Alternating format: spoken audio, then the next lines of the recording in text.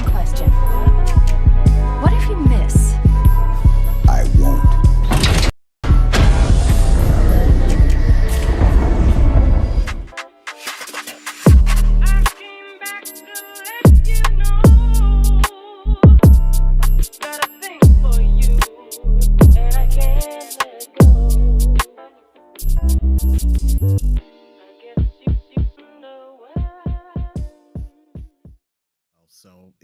Yeah, we're gonna have to figure out a way to change things, ladies and gentlemen. The way that AI is going, we're going to need some form of technology to give everybody a surefire way to not be accused of doing something they didn't do. You know? Yes, sir. It's getting to a very what would I say? It's getting to a very Bring up that video. Twilight Zone type place. Still, bring up that tweet. You know what? I'll do that. Bring up that tweet so everybody knows what we're talking about. If anybody hasn't seen it, if anybody knows Tim Surratt, I'm losing my words because I'm thinking about the shit. The dev behind the Last Night, right? That indie game that we've all been waiting on, or a lot of us have been waiting on for a lot of years now. It's still in production. That really cool cyberpunk 2D side thing. He tweets a lot if you follow him, and he also deep dives into AI and kind of future tech stuff. Extremely smart dude. He made this he reposted this from Nicholas Newbert, I am Newbert, who is also an AI guy, and he shows the latest and greatest in AI. And yeah, I don't know if you got it up yet because I ain't looking. Yeah, I got it up. It's on. Yeah, you got it up. Okay, yeah. So that girl is not real, everybody. That is AI. That's where we're at now. So if you look at the original post and you bring it up full screen, right, you can see little things that kind of give it away every once if you're looking for it. But if you didn't know that you were looking at AI, Mike check Pong. Can you hear me? Everybody hear me? Check. Great said that earlier, but I don't know. He was the only person that ended up saying that. Yeah. I can also look real quick. Let me refresh real quick. Let me make sure we can hear Pong. Let me know that you can hear me. Okay. Yeah, Great said that was on him. Okay. I'm gonna check as well on my end. Hold on. Yeah, no problem, MF. Great. No problem. But yeah, so this is okay, perfect. I sound great. Okay, good.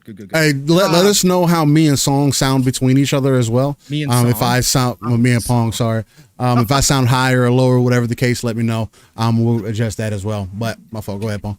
Okay, yeah, no. So it's just we are getting into a place that is going to be full of lots of landmines, right? And that's what Steele and I were talking around the background is that, man, this is where we're at. Think about where we were just 2 years ago, right? When we first started seeing some of this stuff in AI, right? And think about how blown away we were when people started doing voice generation, right? Where they took clips from doesn't matter who, singer or whatever, rapper, and then wrote songs and then put it out there and it sound relatively close, right? Yeah. That was just 2 years ago. And think about those early AI image creators that we all played around with, right? And some people still do and fool around with. To this point now with video, right? To this point where you can create a whole video in AI with real, again, if you're not looking for it, if somebody didn't tell you, do you think this is AI? And make you think about it, and you were just you would think that was an interview. Absolutely. She's given presentation. They've even got the Google badge around her neck. Oh yeah. You're going to be able to put anybody and everybody into positions that they shouldn't be in, or even in better positions that they never were, to try to get them credit for stuff. This is really scary shit. Yeah, man. We're moving into really fast really quickly into a dark area that if we don't start hammering down on things that we want for control, especially for our personal identities and stuff like that, some form of security, whatever the case, that's just like videos like that are just crazy to see that is even a potential to be a. And Brandon, if she doesn't look real to you, again, you got to admit though that it's close. If we didn't say anything and you were just scrolling through, right? Oh yeah. And you didn't pick up on it right away, you would just scroll through thinking that was real. If nobody said anything, if that was a post. Let's say somebody pretending to be Google and somebody posted that and said we had a presentation from speaker blah blah blah, right? And it was the girls. You wouldn't think twice about it, right? You wouldn't think twice about it. And think about what I'm saying is that this is 2 years on from a lot of the masses starting to realize where AI was at and where this stuff was going. This is only 2 years. Think about what 5 years from now. Think about when quantum computing comes online. Oh yeah. Oh yeah. Again, we are headed the direction in all of our lifetimes, mine included, being one of the oldest in here. I know a couple people in here are probably around the same age as me, or maybe a couple years older than me. But in our lifetime, we're going to see this shit. This shit's going to be legit everywhere. Like, this is going to be a reality for all of us. It's just crazy, man. It's just crazy. I saw that last night. And I was like, holy shit, man. How far we've come already. Man, we need protections. We need tech. We need counter tech is what I was saying to discern. Whew, yeah, counter tech is going to be the easiest way to go about it. I don't know if they start inputting some of that stuff on our phones, something else that they could charge us for on a monthly basis to say, hey, you want that personal protection, $5 a month? We'll build it in right to your phone. Anytime somebody takes a picture of you was wearing some virtual glasses or something, it'll just fuzzy out your face. You know, that'll give you the kind of tech that you'll have to end up having. We need those counter surveillance like hoodies and stuff, right? Yep, exactly. I'm about to get an invisible cloak like Harry Potter, bro. Yeah, we need a lot of that shit. Yeah, Ron Slusher, me and Steel are playing games together right now. This is all AI generated show right now. This is right. We created this already. It can read the chat, right, which is normal. It can read. 100%. Chat GPT can read. So we are just we're enjoying ourselves right now. It's a beautiful Saturday. Steel and I are gaming together. Why not just have our AI selves do the show, man? Cool. Hey, that's kind of the point we're at right now, right? That's why we're not worried about the subs, guys. We just continue to bring you live content when we can. Dixie says, Steel Rain, hope you and your family are doing well through the hurricane weather coming through. Hey, man, I greatly appreciate it. I'm a bit more west. I'm in the panhandle, so I get to be away from a lot of that, either middle of Florida or further into Florida, more into the south. So the storm missed me. I'm about 6 hours away from Tampa, so it's not nothing that I have to necessarily worry about. But there was some rain and stuff like that. I mean, I haven't had my grass cut in a few days. In a few weeks. That needs to be definitely handled. But we gotta let the great people who are paid to do those things handle that, because that is not part of my expense. Although I do like cutting grass, though. I don't know about y'all. Like, I'm one of those people that I like cutting grass and I like vacuuming. I don't know what it is, but both are very relaxing things to do. But nonetheless, yeah, so no worries about the weather here. There was some storms that came through, knocked down some power and whatnot. But yeah, other than that, everything is good. Everybody's feeling good. And yeah, man, we're fine. So appreciate that. Chat. Seeing all the loot boxes in chat is a beautiful thing to see. People are month to month running it back in here knee deep in the action on Living Split Screen. And in case you didn't know where you're at, let's get a proper outro in. As we've been starting with random conversation the last couple of weeks, which I like. It's not a proper outro, it's a proper intro. Yeah, there you go. Proper intro. My fault. I'm over here trying to end it before I even started. Now we're on outros. Let's go. Talking to my guy's song, and now we're on the outros. Let's go. But now, ladies and gentlemen, boys and girls, I want to thank you for joining us on Living Split Screen, episode 160. Living Split Screen is a non-console centric platform that talks about everything going on within the gaming industry. We do not work in the industry. That's why we've partly coined that term ECP, Educated Consumer Perspective, because we are taking our professional work experience and applying some of our knowledge that we've gained over the year, whether behind the scenes of corporate or in front of the scenes, however you want to end up interpreting that, and incorporate that into our gaming conversation, because we care about everything across the board, man. We like to take that RTS approach, as I like to say, real-time strategy, where we pull ourselves out of the world, look at the darker crevices of that map, pull our resource together so we can not only build up our own foundation, but also the foundation for those potential 2 to 3 billion gamers that are out there. Also, you can find us on all audio platforms at Spotify, Apple, Google, wherever you get your podcast audio content at. We are there live as well. I usually try to get the episodes uploaded about Sunday. Well, here recently it's been Monday with how timing has been and everything. So definitely be on the lookout for either Sunday or Monday when I drop the audio content for you guys. That's 4+ hours worth of straight heat that we bring to the table. Most of the time, the first couple of hours are full of pure gaming content. So definitely check into that. You can find me, Steel Rain. That's Steel Rain That's T's7 everywhere.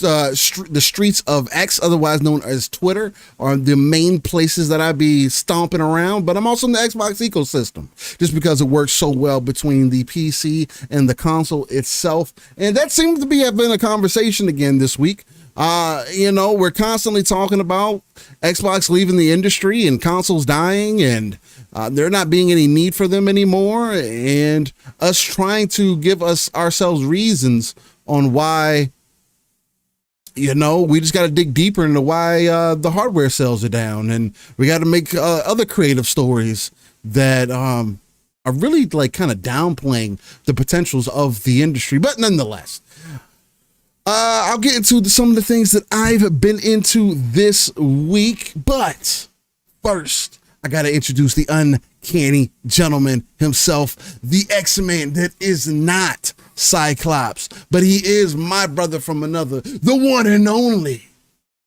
Pong. So, what's going on, brother man? Good morning, everybody. Welcome to another episode of Living Split Screen. But attention, ladies and gentlemen. Attention, ladies and gentlemen.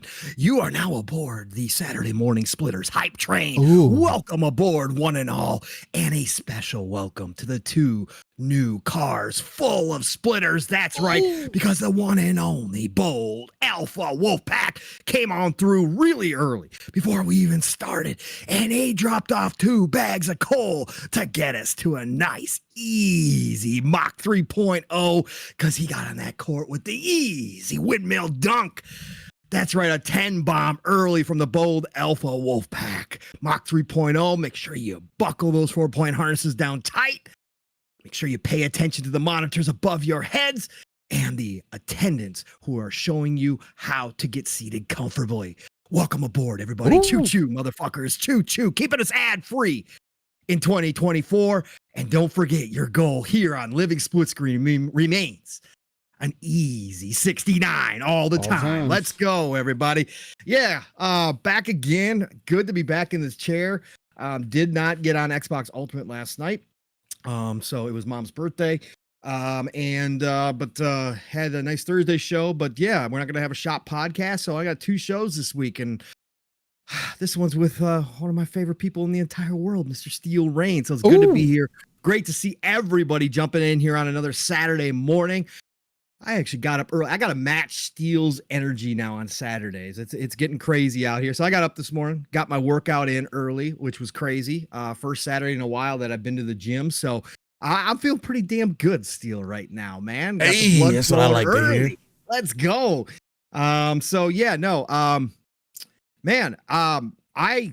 don't have a whole lot of games to talk about because I have been nonstop playing the First Descendant. So I've been back. What'd you say? I've been back. You been back? Yes, I have. Oh, Over the last couple nights. Yeah. Okay, I like it. So yeah, I have been farming the hell out of Luna, trying to get Luna, because I don't want to pay for her, even though I've now bought other characters too. I gave him my second round of funding, like I told y'all. VS is running around in her little swimsuit, Steel, so it's very nice. I appreciate all the beach wear. For the people who have been showing up in their beach wear. I've been seeing it. It's nice. I'm not gonna lie. I'm loving it. I know you do. Yeah, I know. So I gave him my second round of funding. Oh, I know. We're gonna get to that before we get over to Steels. I'm gonna finish up my talk, and then we got some special announcements again, of course, because the Splitters hype train is rolling along this morning. You guys are amazing. So yeah, I've been running around First Ascendant, and so I've been farming for Luna. I am down to just trying to get her blueprint. I've got all the other pieces. I just need her main blueprint. Been farming in the hard sections. I talked about it on Thursday Night Steel. A little odd over the past week of playing the First Ascendant because I've been playing on Xbox. I haven't been playing on PC, right? Okay. I've come across some PCMRs who I guess the kids nowadays would say are toxic, who don't I heard want you mention this. me around because I'm playing on Xbox. And they made it quite clear. Bro, this is a game where you share all the loot. There is it's only help to have more people rocking with you. You get through, especially when you're farming, and I'm in farming areas, right? I'm doing the base missions still. You know what I'm talking about, the void base missions. Yeah. And those kind of things, right? Trying to get the certain, I forget what they're called, the crystals. You talking about the ones that reset after a timer? Yeah. That one. Oh, So, I do want to ask this. yes. Was one of them a Sharon? Yes. Okay, so what I would tell you is Sharon Yeah. and Ezio, or whatever his name is. Yes. I know. Sharon, for those void missions, Mhm. it is ideal to use her or to let whoever is using her do the mission because you get more resources from the mission if she does it. Now, the key thing about her doing it is since she can go invisible, she can hack the terminals. Okay. Mhm. Correct. Yep. The key to hacking the terminals is that you cannot be seen. So what people this may or may not have been the case when you were doing. Yeah. But if you come in guns blazing and you're constantly shooting and going through just the normal cycle, blowing the stuff up, killing the enemies or whatever, you're not getting the same amount of resources as you would if you just let Sharon do it and then you jump in at the end to help her kill the main to kill the main boss so that you can be counted as part of the mission. So what possibly could have, and I'm only saying this because when you talked about that, right? I like to know this stuff. I mean, I don't know In the this game, stuff. no, the game's not going to tell you. This is such a community thing, and nobody's going to tell you in chat. That's one of the things that I miss about chats being kind of forced. It used to be, right? Where everybody had a quick option to get to a keyboard or a keyboard can pop up.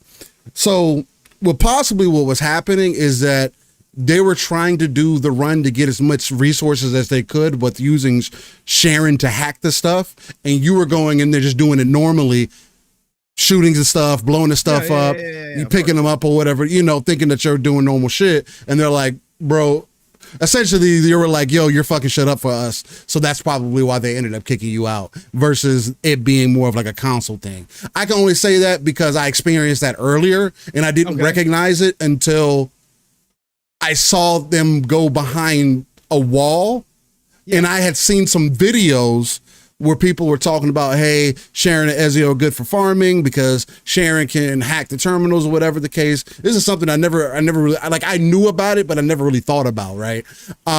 So when I noticed that this person was doing that and I had jumped in and I essentially, because I'm using Bunny, I can nuke the entire thing without any problems. Obviously. And I went in there and nuked everything and I saw him go back around the corner and just stand there. I was like, oh, maybe he's trying to hack the thing. So I stepped away and I stepped back from it and I just watched what he was going to do. And that's exactly what it was. He soon as it refreshed, he went invisible, hacked the terminals, boss popped up after, you can't be too close because it'll alert the enemies. If the enemies get alerted at all, it's a wrap.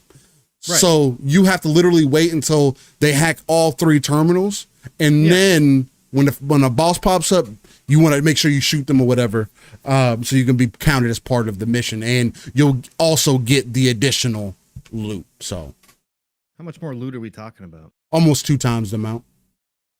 So it's considerable. Okay. Yeah. That's a fair explanation. Yeah, it wasn't all Sharon's, right? There was Velvet. Yeah, it's only one. You only need one. Yeah. You only need one, but okay, maybe that was it. Again, this is a little strange to have a situation like this where you're not aware of it unless the community, but again, this is why it's one of those MMO things too. Yeah, has unwritten rules. It's a little odd mechanic, right? So like that's a little. Anyways, okay. Well, thank you, Steel. Yeah. I am going to be more conscious of that now, because that does make a lot of sense if that's what they were doing. I know. I just started paying attention. Yeah. There was another situation where it wasn't a Sharon though. It was a couple bunnies, and a Velby, and they were just rocking it, and they didn't want me in there at all. Like, and I there was no Sharon. I know that for a fact. I know one time what you're saying is absolutely probably the case, but the other time they just didn't want me in there. Like they absolutely didn't. They actually they had a buddy that wanted to come leave, and I'm like, no, I'll do this myself. That's fine. I die a couple times in the hard bases, but I can complete it because you got five lives in there, right? And with VS, I can complete it because you get your abilities back instantaneously when you revive, right? So I came back and I just kept beating it over and over again, and they came back, and then I died, and then they all sat around me and wouldn't revive me.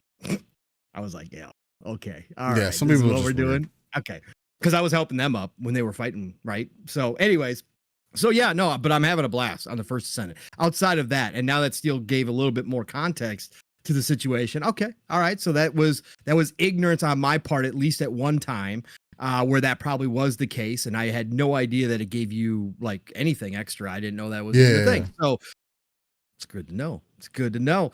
I've been having a blast on the first Ascendant though. I've got now. I bought Glay because the deal is Steel. You know, with those, in order to use the crystals, then you have to go complete the void reactor, right? Yeah, not every character's like that, but but you to get the final blueprints, you do with certain areas, right? Yeah. So in order to do that, then you have to have those other pieces. I forget what they're called. They're called like organic something. I can't remember. And you get those you get the most by doing those special side missions, right? The special ops, right?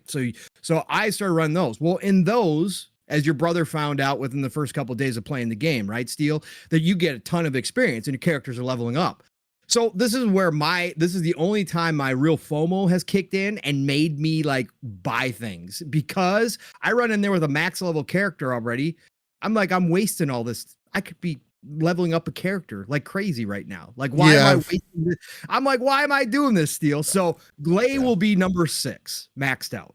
And she's at like 35 right now, 36. So I'll have 6 characters maxed out because I was like, well, I'm not going to waste this time. Like, yes, I'm gaining other stuff that I need, but I could be getting a character to max level. So I'm like, fine, I'll spend 600 and get another character opened up. So I went with Glay. So anyways, that's dope. all. Yeah, no, again, I haven't spent this much time in one game in a long ass time. Right. It's been a minute. Especially this type of game, a looter shooter like this. It's been quite a while since I spent this much time in a looter shooter. But it just doesn't get boring to me. Like I said, there's always something to go do. And even if I get sick of doing one thing, I can go do something else. I haven't even started really farming for some of the other, like the weapons and stuff, which I could easily do right now. Like there is so much, because I've got my mastery level up is now I'm at 16 now. Okay, nice. 15 is the main. Yeah, 15 is the main one. So I got everything opened up, so I can go craft and research everything that I ever want out of this game. I'm at level 90 in the battle pass, Steel, so I'm almost complete. Oh wow, yeah, we're definitely further than me. Yeah, ripping through. I'm at 65 or something like that. Yeah, so there was some big bonuses I hit, and I've noticed too, the battle pass isn't always unlocking when it should.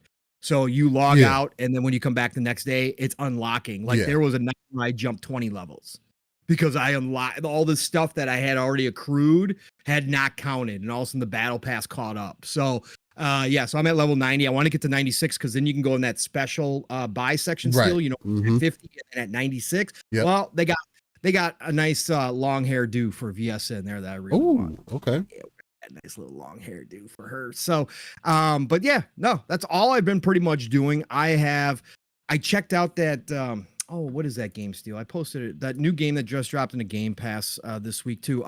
Ava, Creatures of Ava. Okay. Which has gotten great reviews, actually. I'm actually surprised you played that one, but yeah. Yeah, I jumped into it because I saw it. I was like, oh, I'm gonna try it out. I'm gonna try it out. I only played like really the basic opening, maybe 45 minutes, maybe 45 minutes. But I got to say, I said on Thursday night, it reminds me of Journey to the Savage Planet. I have shouted out Journey to the Savage Planet multiple times in the shows. Journey to Savage Planet is a game that more people should try. It is freaking an awesome game. It is a chill, explore the planet type game with some humor to it. It is awesome, right? But the thing for me is that it explodes off the screen graphically, color-wise, right? It is just beautiful. That's what this game... the minute I fired it up, I got through the little intro sequence, which was pretty dope. They got a little story with it and whatever else, to kind of start off the main character, so you kind of know who she is. It was standard fare, but it was well done in an anime style, so it was pretty cool. And then you crash land on the planet, right? And now you're exploring. The minute it opened up into the opening where I was on the planet, I was like, oh my God, Journey to Savage Planet. This is gorgeous. Like, it's beautiful. Like, everything is super bright, super deep colors. That's dope. Just awesome, man. And obviously this game is a lot of exploring. I guess you get your creatures and eventually you will start battling and all that kind of stuff. And there's bigger creatures, there's all that kind of stuff. But the opening sequences, they're just teaching you how to move around and jump and climb and all the basic stuff that you got to get through. But then I got to a point where I saw my first little animals, and there was these, I don't know what you want to look at, they're like little rodent kind of things on the ground or whatever else, and they kind of were scampering around. Well, then you got to take photos of them because that's part of your research, and you got to take photos of them doing certain things. You got to take photos of healthy ones. You got all this kind of stuff. So they got a nice photo mode in there too with zoom and everything. It's like a camera. Oh, okay. So that was super cool. And then, so that's really as far as I got. But control-wise, so far, like the movement feels really good. There's obviously some platforming in it because you're jumping and climbing around. I wouldn't certainly call it a platformer, but there's certainly some of that in there. For exploration, felt really good, really responsive so far. Haven't gotten any combat or anything like that yet or anything like that. And I don't know how the creatures actually work. But it's gotten great reviews. So I think it's sitting at an 8 or something, like 80 or something. I don't know, something crazy like that.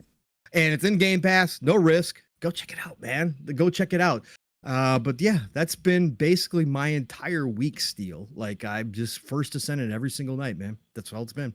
I've just been. As of recently, that's been me for sure. But before we get to you, Steel, let's get everybody up to date. Attention, ladies and gentlemen. Ladies and gentlemen. You all heard me earlier. Come on and say that we were already at a Mach 3.0 thanks to the one and only Bold Alpha Wolfpack. Well, right after that, his brother Decado said, "Oh, Bold Alpha, you dropped off 2 bags of coal. I have 2 bags of coal. Let's add 2 more cars. Welcome aboard, you new splitters. And you get to start your ride off at a nice Mach 4.0 as you board because of the Decado. That's right, the Decado, the one and only, dropped it off with the easy 10 dunk. The 10 bomb from the Decado. Choo-choo, motherfucker. And then, of course, the one and only legendary Yobi. He said, oh, Mach 4.0 ain't good enough on a Saturday morning. You know how we do on the living split screen. Let's welcome aboard 2 more cars in this miles-long hype train this morning and get us to a Mach 5.0 on a nice Saturday, beautiful morning. That's right, the legendary Yobi with the easy 10 dunk himself. The one-hand jam with 2 more bags of coal, keeping us ad free in 2024. Goal's still 69, everybody, but choo-choo, motherfuckers. Thank you so much to the one and only legendary Yobi. That's right. Void fragments. That's right. There you go, Decado. That's what I was looking for. Void fragments. So Steel, I need to hear from you because you've actually been playing something new that I have interest in. Yes. Although, again, First Ascent has really taken up my time, but you put it even in the title of our show today. And of course, that's the one and only Mecha Break. But I also know, Steel, because you told me in the background that you also finished off another game that I have to get back to that I was raving about before I got sidetracked with some First Ascent. So get to it, Steel, because you've been doing some gaming, man. Yeah, well, I guess I'll start off with Mecha Break. For those who are unfamiliar, again, Mecha Break is a mecha-based battle royale PvP game. It's also team-based. I would want to say that it's somewhat hero shooter-like because you do have individual classes. They all specialize in different things, right? But I think that even in this game, it's done a bit better than what you would get out of an Overwatch or a Team Fortress or any of those style, or a Rainbow Six Siege, right? It's not so methodical to that point. It does have one of the things that I was speaking to prior, whereas you as an individual can impact the team more, even if you may have some weaker teammates, right? There's some skill expression there.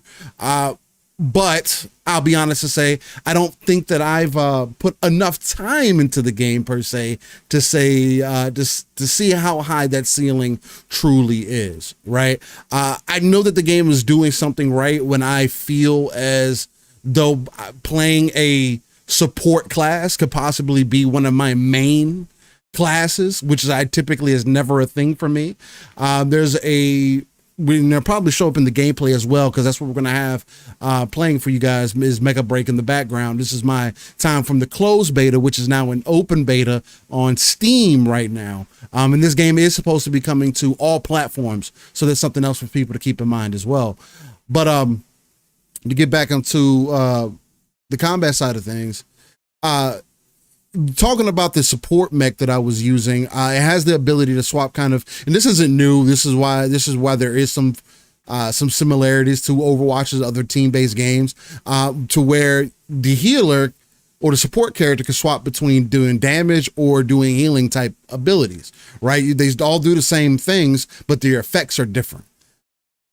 And this particular healer, its gun shoots out drones that essentially attach to the enemies or whatever, right?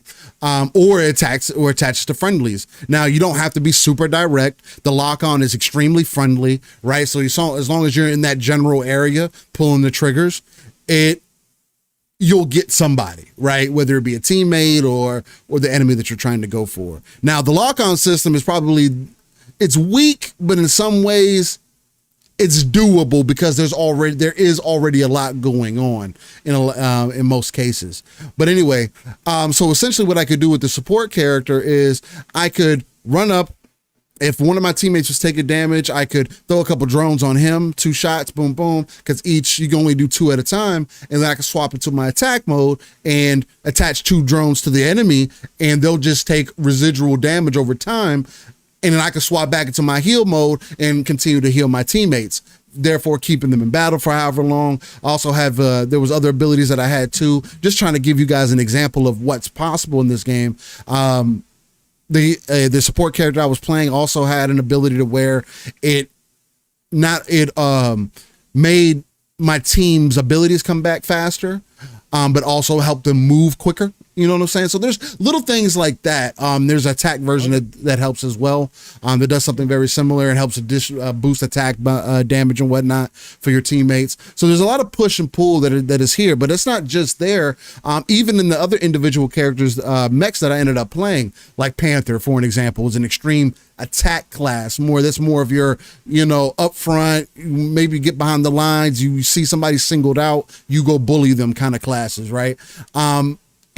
And I colored them like Black Panther and everything, and it legit made you feel like you are no pun intended, a panther, right? Where you're jousting, you can joust people from that far away. It also has this.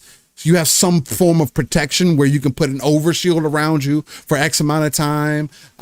There's other little boosts that you can do as well. It has an additional weapon to where not only do you have your spear, but you can swap to the sword as well, as long as you have energy. And you can do like a 3-hit combo. And if you can time things together, all in all, what I'm trying to get to is that there is a possibility for a high ceiling for skill expression, or for certain people to kind of do their own kind of things with these mechs. Now, and don't forget, and this is one of the parts I think that worries me about it the most, is that it does have a mod system as well. So as you're progressing through the game, through the loot boxes, at least from what I've seen, and this is part of why it's a concern for me, through the loot boxes, you'll get these mods or auxiliary things that you can add to your mechs. So for an example, they do things like in the air, it'll do less energy you'll consume over time. Right. You can boost faster or things like that, right? Or nothing too crazy that I seen, but I also didn't get like super deep into it. I was just kind of putting stuff on as I got them. But my worry about it is if the only way that you can get that stuff is through loot boxes, you're going to inadvertently have a system that is possibly pay to win, right? Because if the loot boxes are, and I didn't see an option to buy them, but you can buy cosmetics in this game, right? I didn't see an option for you to be able to buy additional boxes or whatever the case. You got boxes just from playing the game or whatever. You level up, you go through a battle pass. Maybe if you bought the entire battle pass, maybe that would be considered as that form of paying for being pay to win, right? Now, I don't necessarily consider that being pay to win as long as I can still earn everything in game, though it does depend on how many good loot boxes, purple ones, because they got different varieties of them, which ones you get in between the regular pass and the battle pass.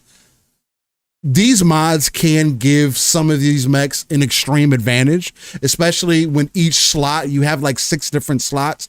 Each slot has like 3 different mods that can be equipped. So you do the math on that, ladies and gentlemen, like, at some point, you have 24 different mods, possibly 18 to 24 different mods that could be put on these mechs that could completely change how you use these different mechs. So there's a lot of cool systems being had here. The game feels really good to play in hand. It feels extremely intuitive. If you ask me, I think this game is ready to release here soon.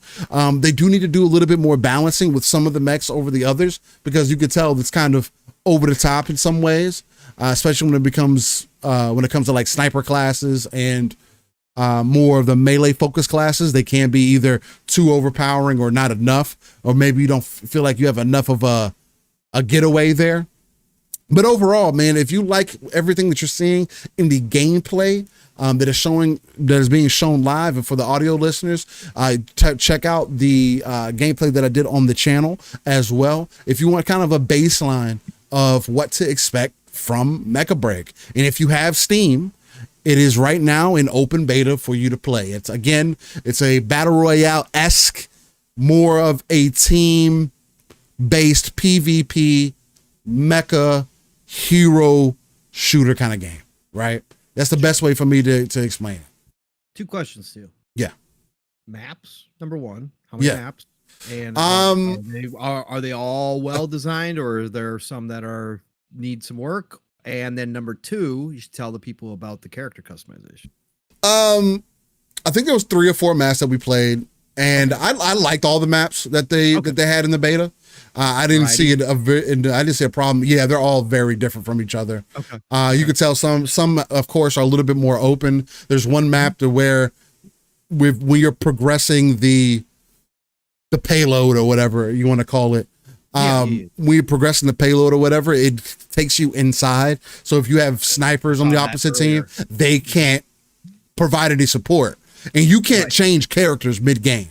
So that's the other thing that I do. You're locked. That's the other thing that I do like about it as well, is that there's more of a decision that's going into here, right? You can play the sniper character, but it's going to come down to, if you end up inside, it's going to become do you have the skill to still do your job in a closer environment. Right, and I like that. There's that form of skill expression, seeing if people truly understand how to play certain classes.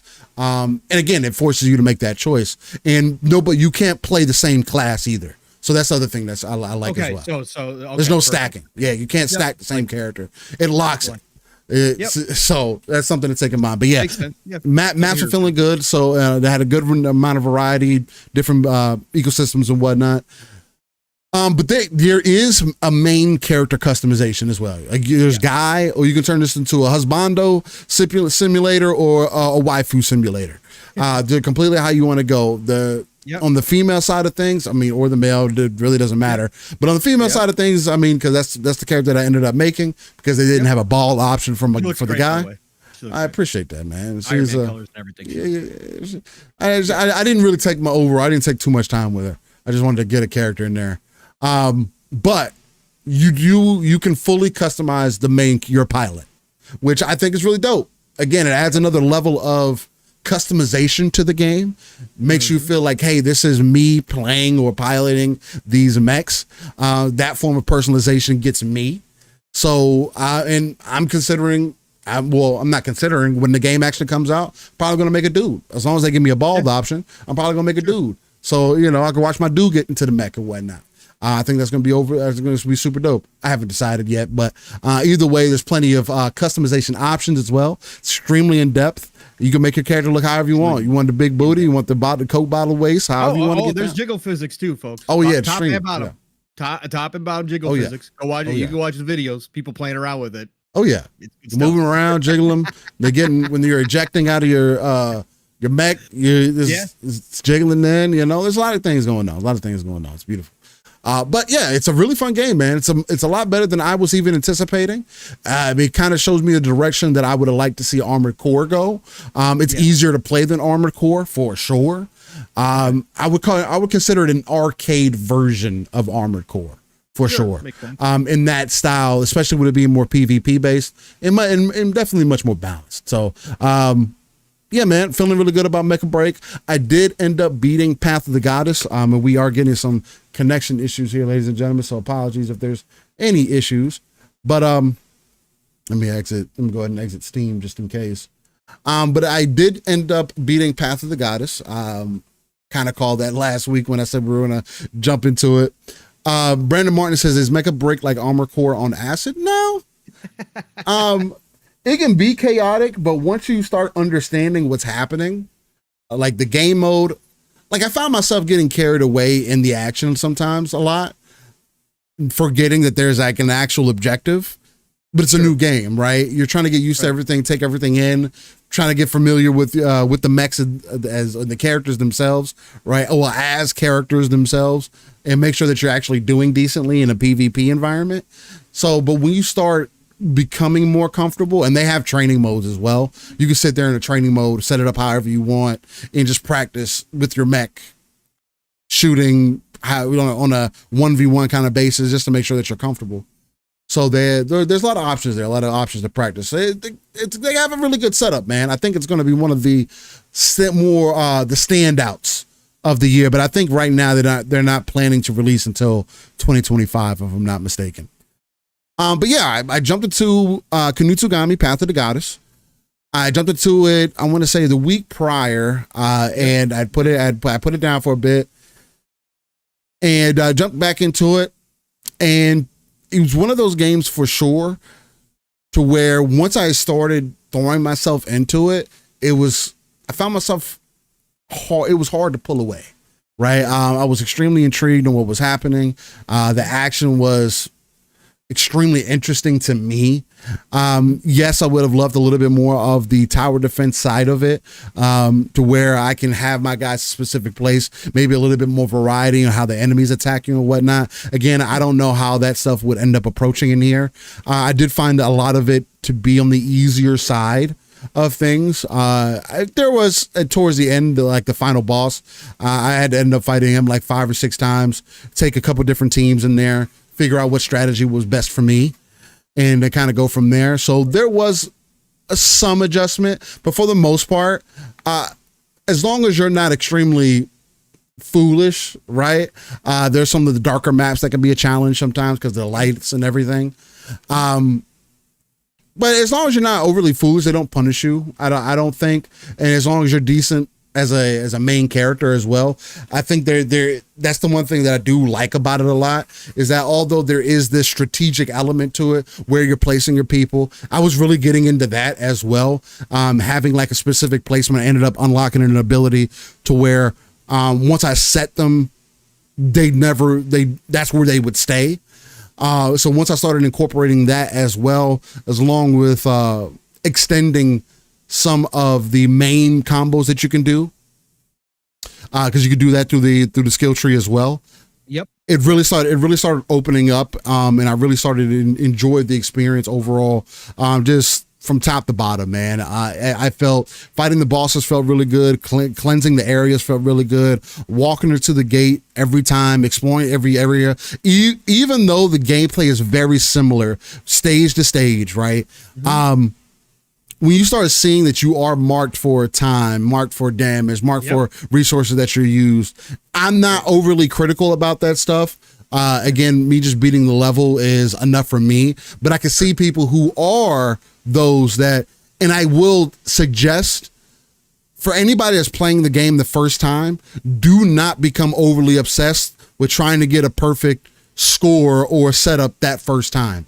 The reason I say that is that the game has a new game plus that allows you to carry everything over outside of your story progression. So you will be able to much more likely hit all of your metrics in new game plus. I can 1000% tell you that that is how the game is set up to be. It is not set up for you to do everything the first time. And there may be an additional ending or something like that. With the way that this game goes, there's not a lot of story build up or anything like that. It's very strict and to the point. You're cleansing this mountain. That's it. That's as deep as it goes. Hey, you're cleansing the fuck out of that mountain too. I like there's a boss rush kind of mode that they give to you towards the end, as you're approaching the final boss, right? Yeah. Where you're kind of reliving the previous engagements that you did. But again, like I said, on a more boss rush type of style, boss to boss, I think that was really dope. Then them reminding you about those fights that you had, but with a better understanding of the game at this point, right?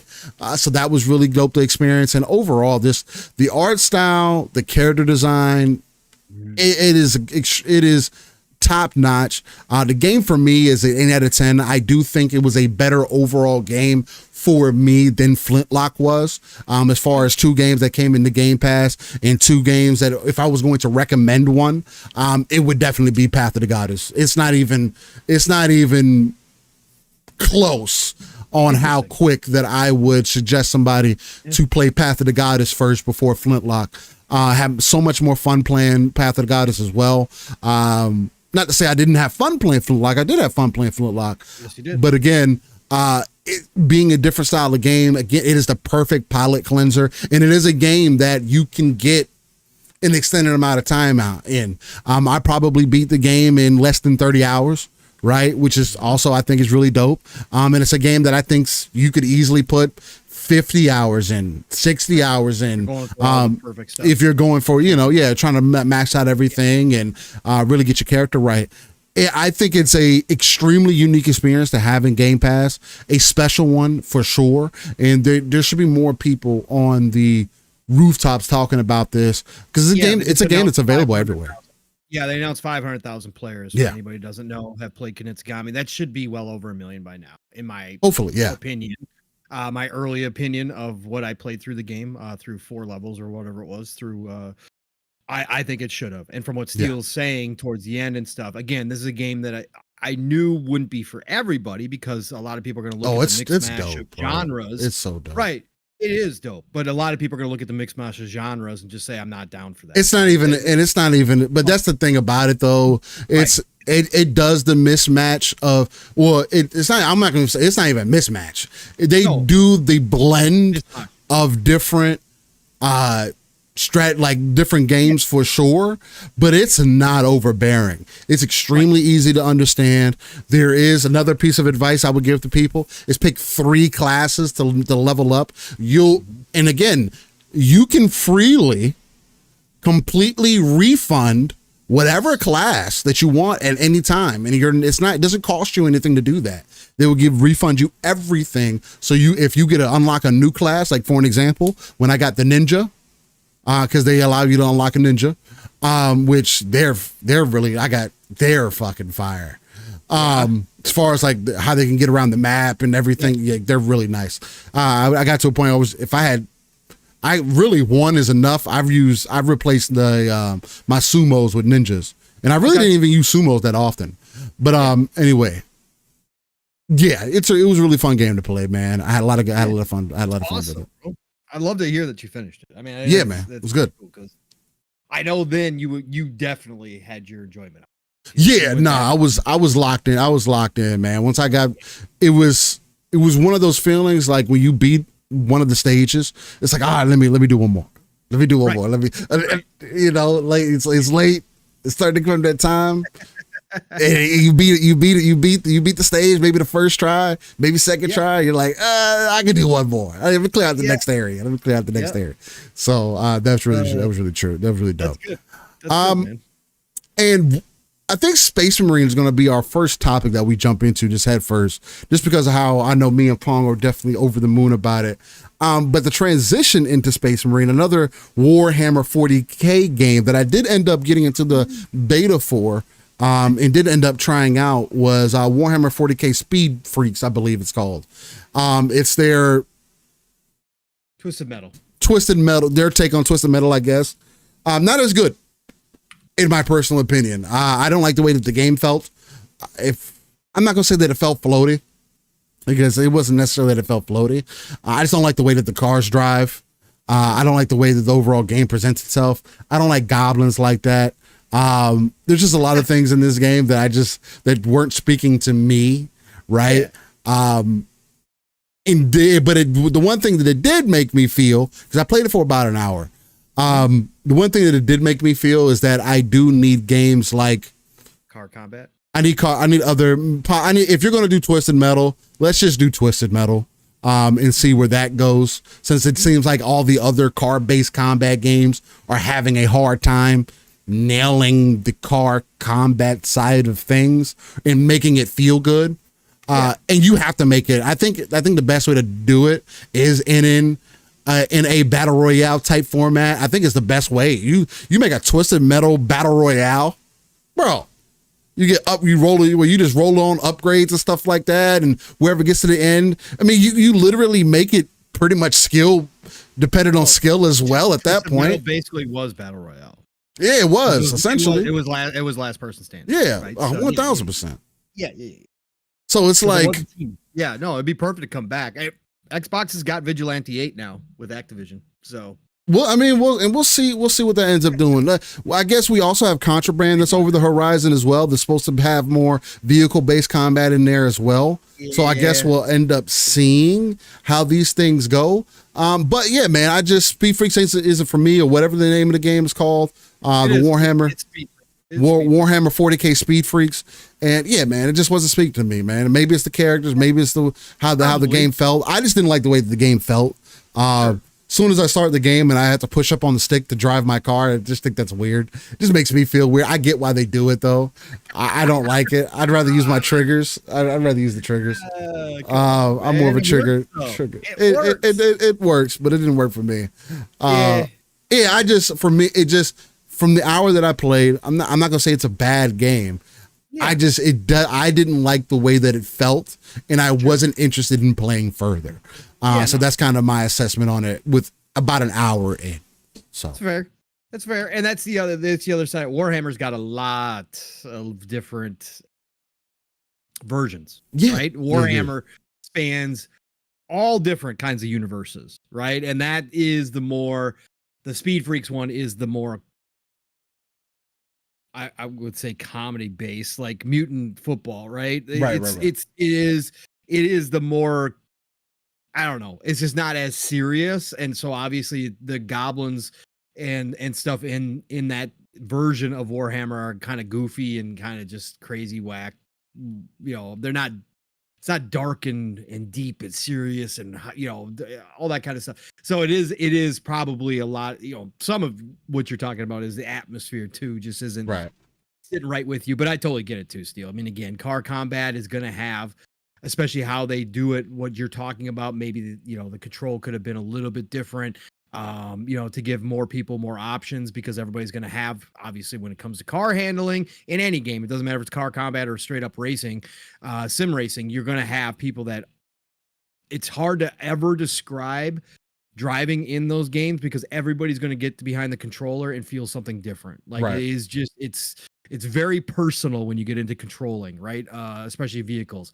So totally get it, Steel. I still want to check it out at some point. I don't know when I'm going to, just because I do miss Twisted Metal. And it gives me some of those vibes, but in the Warhammer universe. But good that you at least tried it, man. You tried it. I mean, Hey, it popped up. Hey, It that's popped cool. up. They let me in. I said, I'll try it out. But speaking of vehicles, Yobi did tag me in something.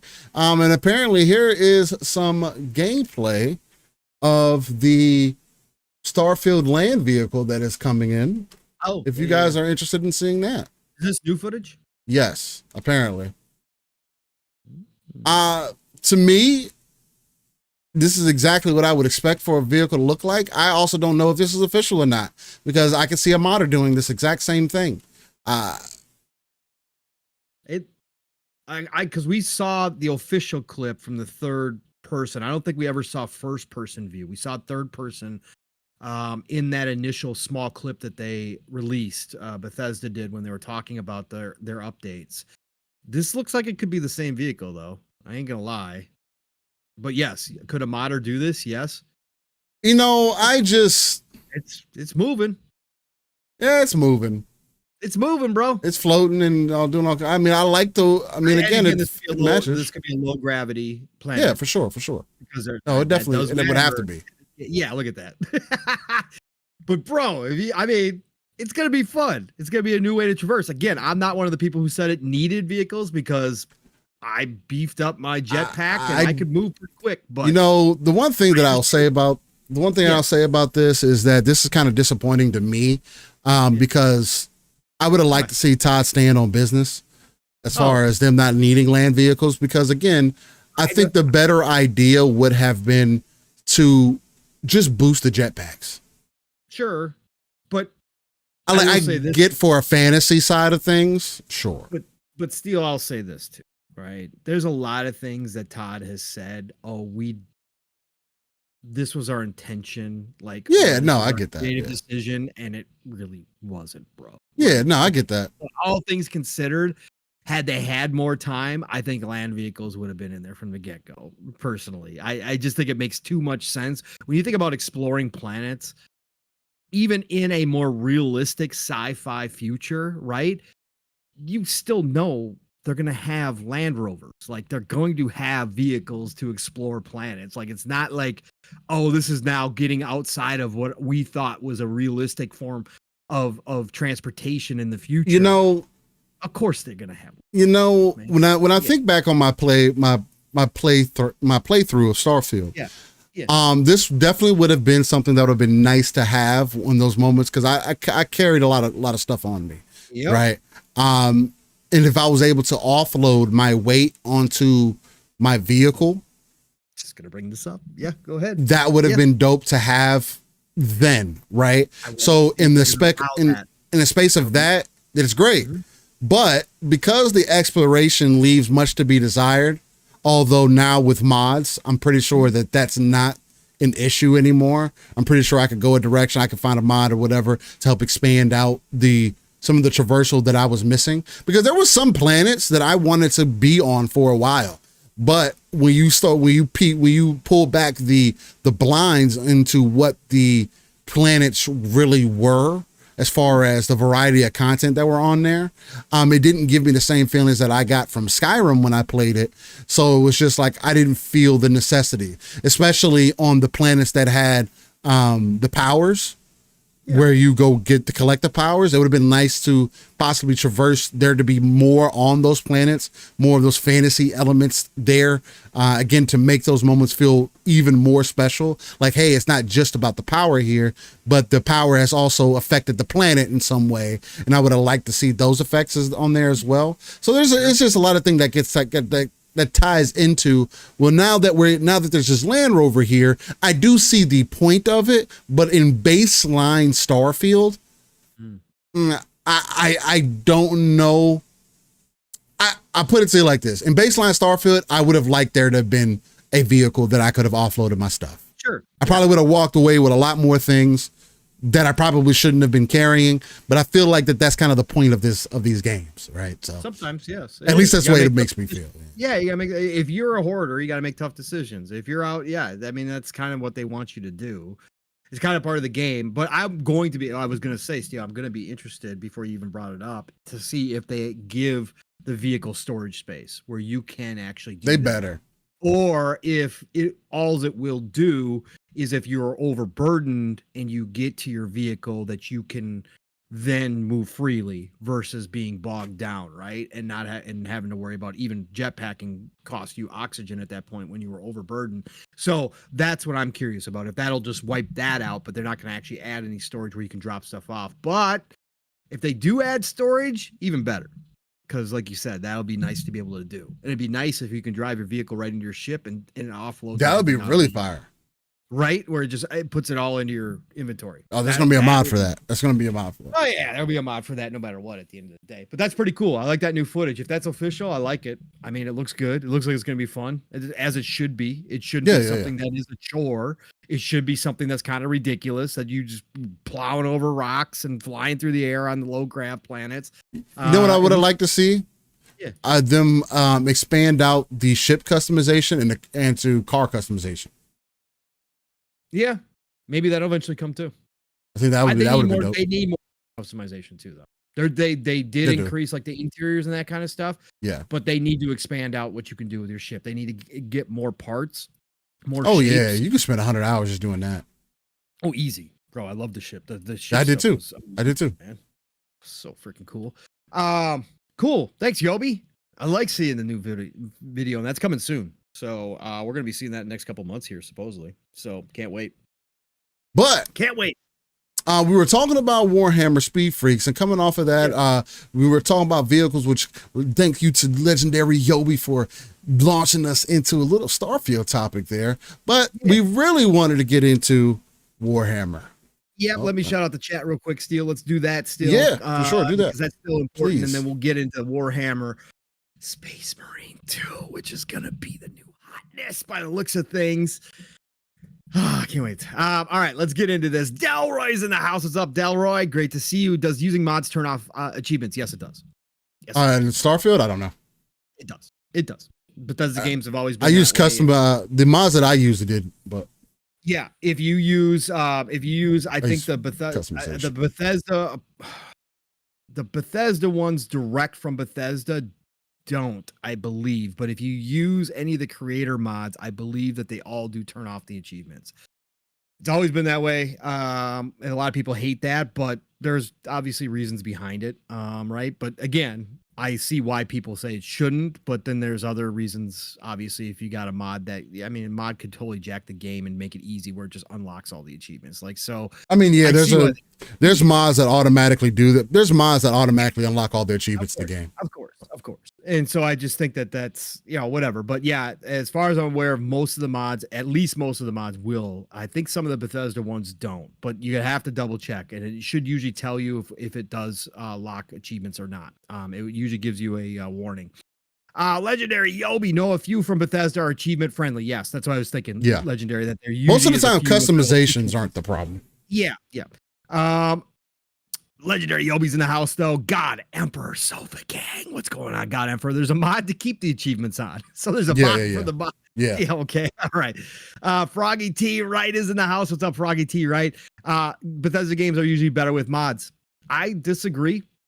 But again, that's me because I like to play how the devs. I can have a whole conversation. About that. Totally different. I've said multiple times. Drop that 1,000 mod pack right in there and feel like it's a much better experience.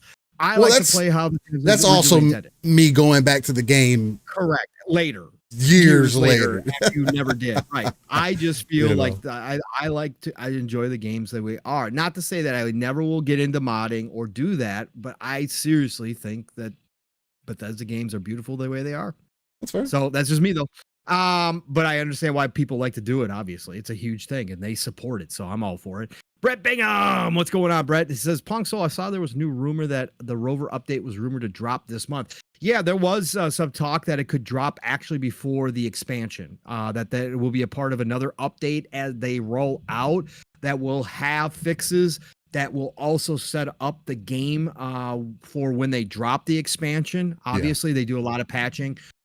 prior to for expansions and that kind of stuff to make sure that everything is working properly. So that was the rumor that the rover would be included with that prior patch. So we'll see. I'm hoping so too.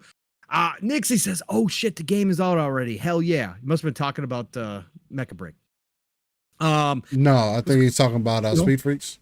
Speed Freaks. Oh, probably Speed Freaks. Yeah, there you go, Nixie. Speed Freaks. I bet you that's what it was. You're probably right, Steel. Nixie, good to see you though. The blue one is in here. What's up, the blue one? Been a minute, brother. Great to have you a part of the show. We got the Ron Slusher in the house. What's up, Ron? Great to see you in here. We got the Bold Alpha Wolfpack, of course, in here. What's going on, Bold Alpha? We got the Lydian Master dropping in here. It says, "I want a survey log showing you all the planets and moons that you've 100% surveyed." Yeah, they should do something like that. Or on your scanner, you should be able to tell instantaneously, even from the far out view, what planets, what percentage you're at the planets. I think something like that would definitely be helpful when looking at your maps. I know when you scroll over the top of them, you can kind of see it, but I would like to see it on the far out view.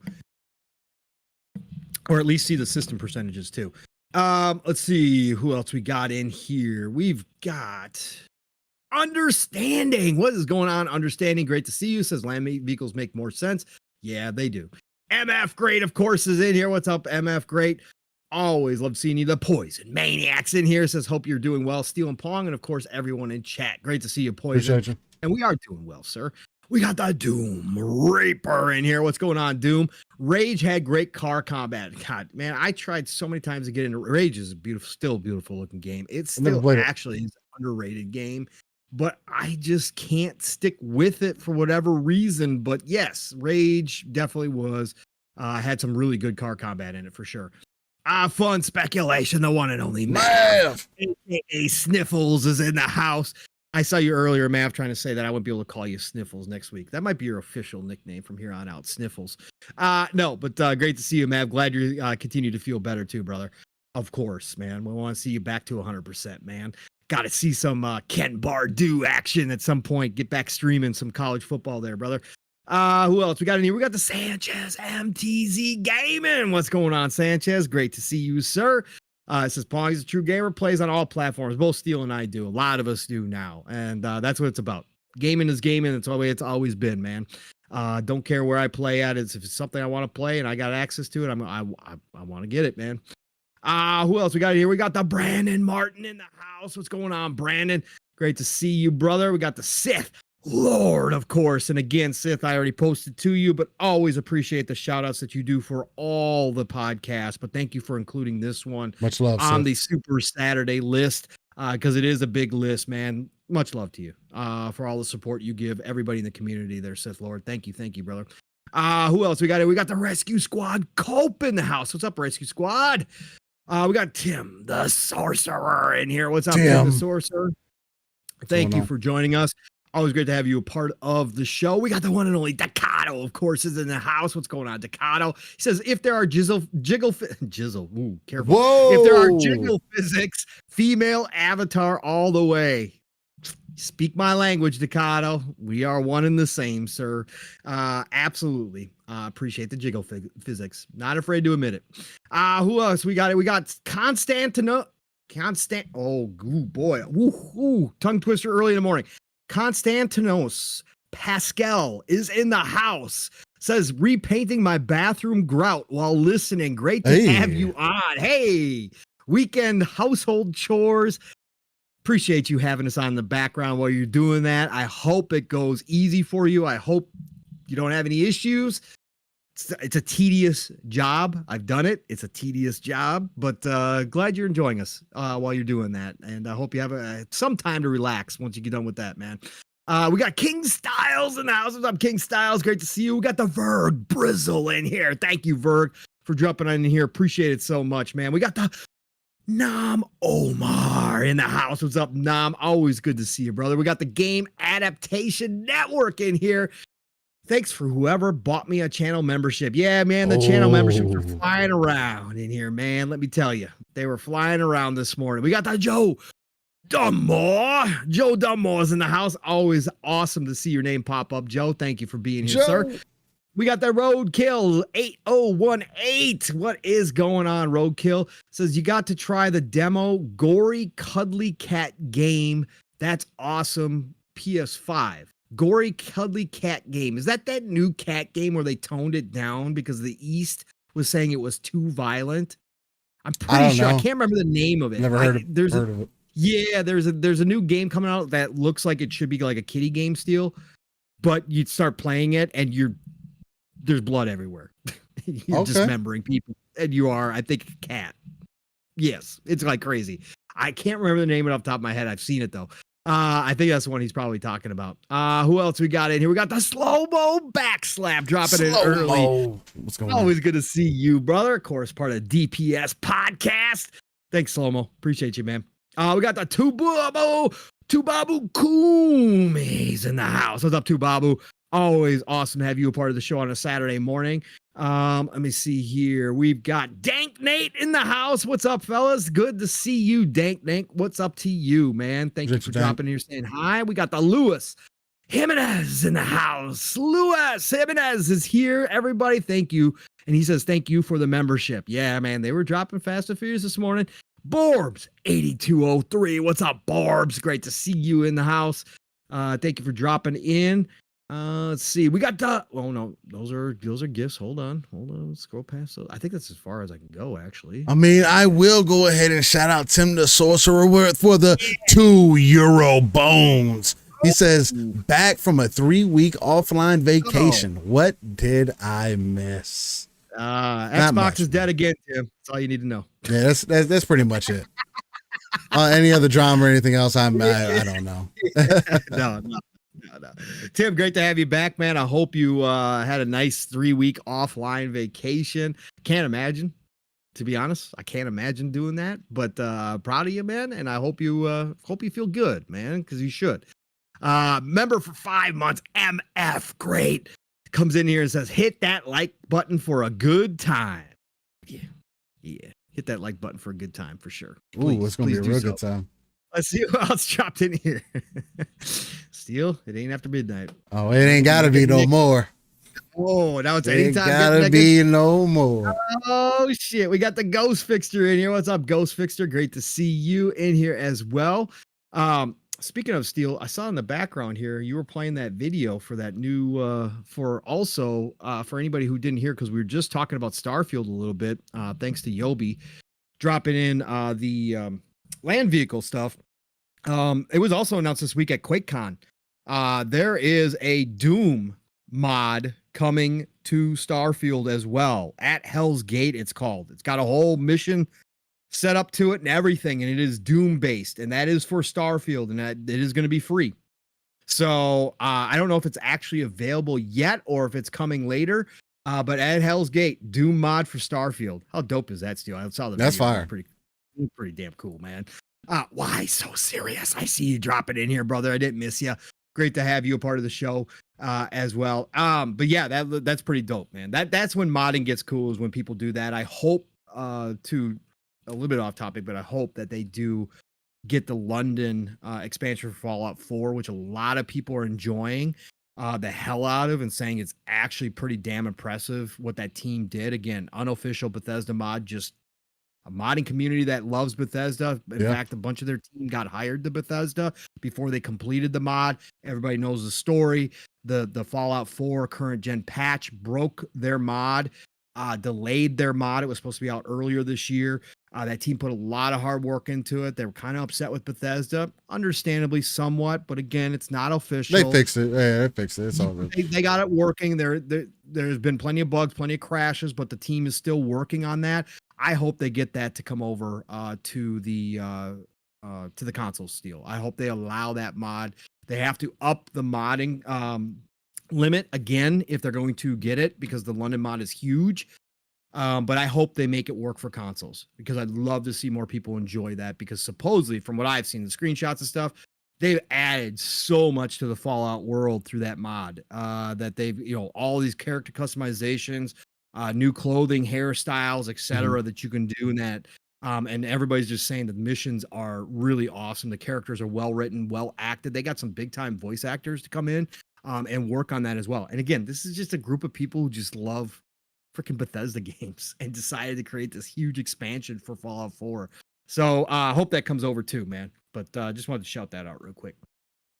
No, 100%. And it definitely deserves a shout out. Fahim Scott. I see you dropping it here. Well, ladies and gentlemen, this is where we get into the good stuff. The good stuff being there's some Space Marine 2 information that's went out this week. And I think this is a main talking point for probably just me and Paul more than anything. Because I know that we are adamantly excited about it. Maybe much more in comparison to others. I had played Space Marine 1 for the first time last year, I believe. Modded it up, had it looking good, looking pretty, at least. And I even made the comment that I played some gameplay on the channel as well in the background during one of our podcasts. And that game, I felt like stood the test of time, man, right? As a game that was of that Gears of War ilk, in that dude bro era where the gore was the thing that was over the top at all times, nothing but action at all times. I can see why this game came out around this time, or around that time. The first one did at least. And they're in a very special place right now for Space Marine 2 Focus Home is. And I mainly say that because, one, I didn't know that the first Space Marine even had PvP in the first place, right? Just going through the game, I could just see what the potential of the IP was. And the main reason I played it was because of the announcement of Space Marine 2. But playing that first game gives you a lot of insight of what is possible within this IP, right? I hear a lot of people typically talk about how random Warhammer can be sometimes and how free in nature they are with their IP, where they don't take everything overly serious, right? And I really got the fact that they wanted you to feel like a god in armor, kind of akin to how Master Chief used to make us feel back in the day, and even current, right? In certain moments outside of him getting macked up by Atriox. But this game seems to be taking that power fantasy and just upping it to 15. There was recent gameplay that was out there that went over the co-op for the game, which is going to be 3-player co-op, and also the PvP, which is going to be 6v6 PvP, which them doing 6v6, yo, congrats, because that means you want some people to party up. You wanted to get some people together. You want to have some game nights going on. So people, if y'all are out there, you rocking some Space Marine, I'm gonna tell you right now, if the PvP in this game plays as good as it looks that I've seen thus far, there's going to be some gameplay that pops up for you guys in the background as well. I'm probably going to be lost in this game for a while. After we beat the main campaign, if the boys don't want to go back in and fight hordes of Tyranids or whatever, you're doing co-op, bro, then I'm going to be knee deep in this PvP as well. IGN did do a main kind of breakdown for the game, which I did turn into a summary here. So I'll give that to you as well for people who are unfamiliar with Space Marine. IGN kind of did a final preview of the game, which is what this summary is going to be based off of. And the article was written by Liana Hafer, depending on how you want to say it. And if you want the exact link for that article, it will be part of the show in the details and description below. But essentially what IGN states in this article says that Space Marine 2 offers an immersive experience that brings players closer together in this fantasy of being a Space Marine. The game excels in combat, particularly in mowing down hordes of Tyranids through melee mechanics that can feel clunky at times. The campaign showcases impressive graphics and detailed environments, enhancing the Warhammer 40K atmosphere.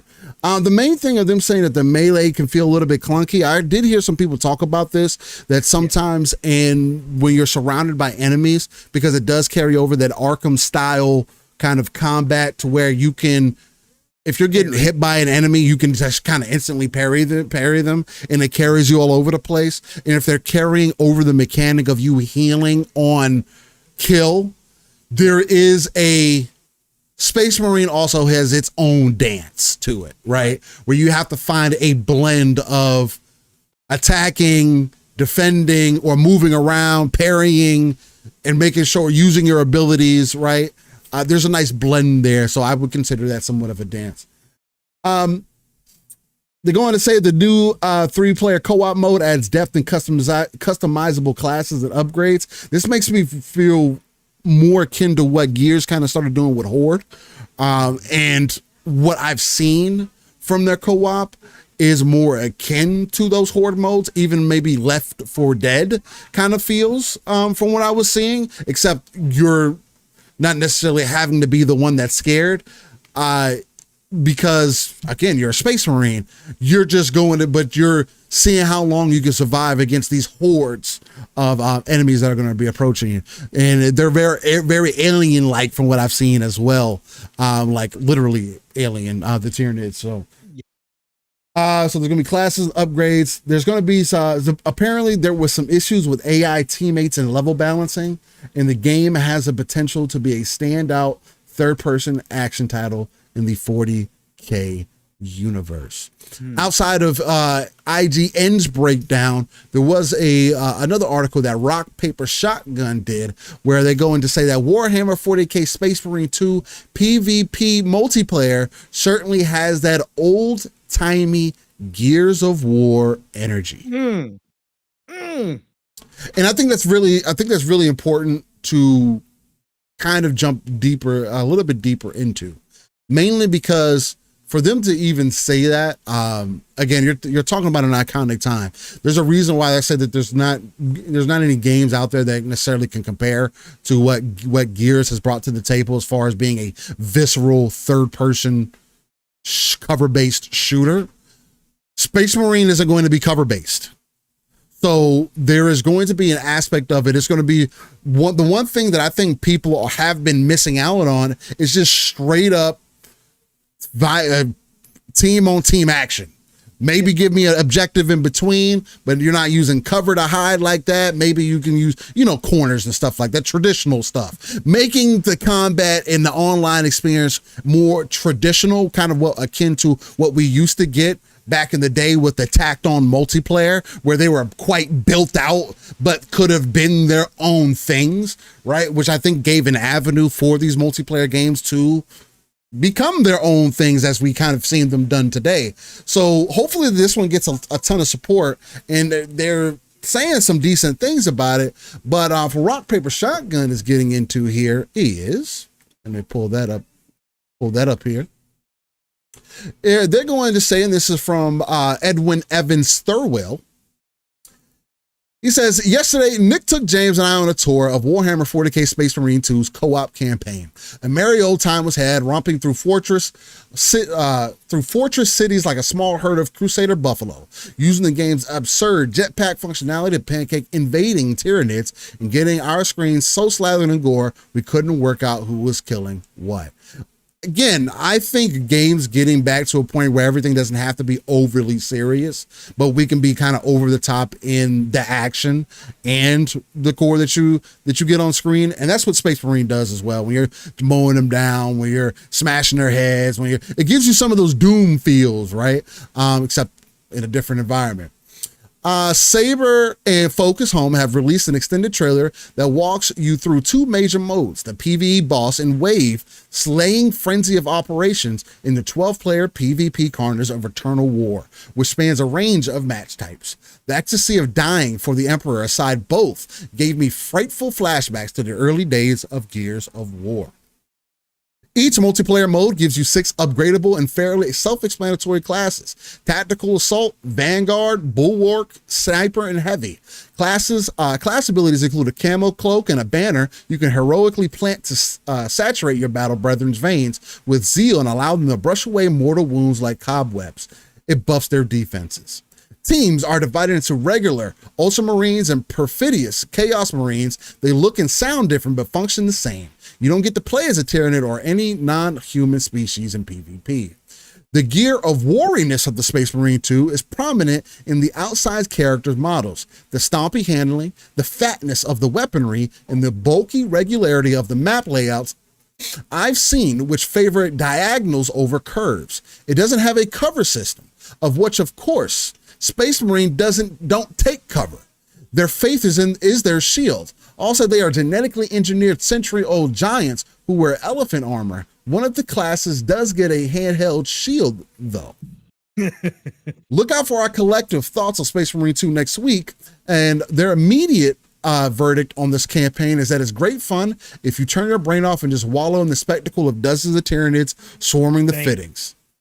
With allowances for choice of difficulty setting, effectiveness of comrades, it's a game for button mashers and AoE fanatics and anybody who reacts to the suggestion of suddenly, with righteously flared nostrils and a bellow of heresy.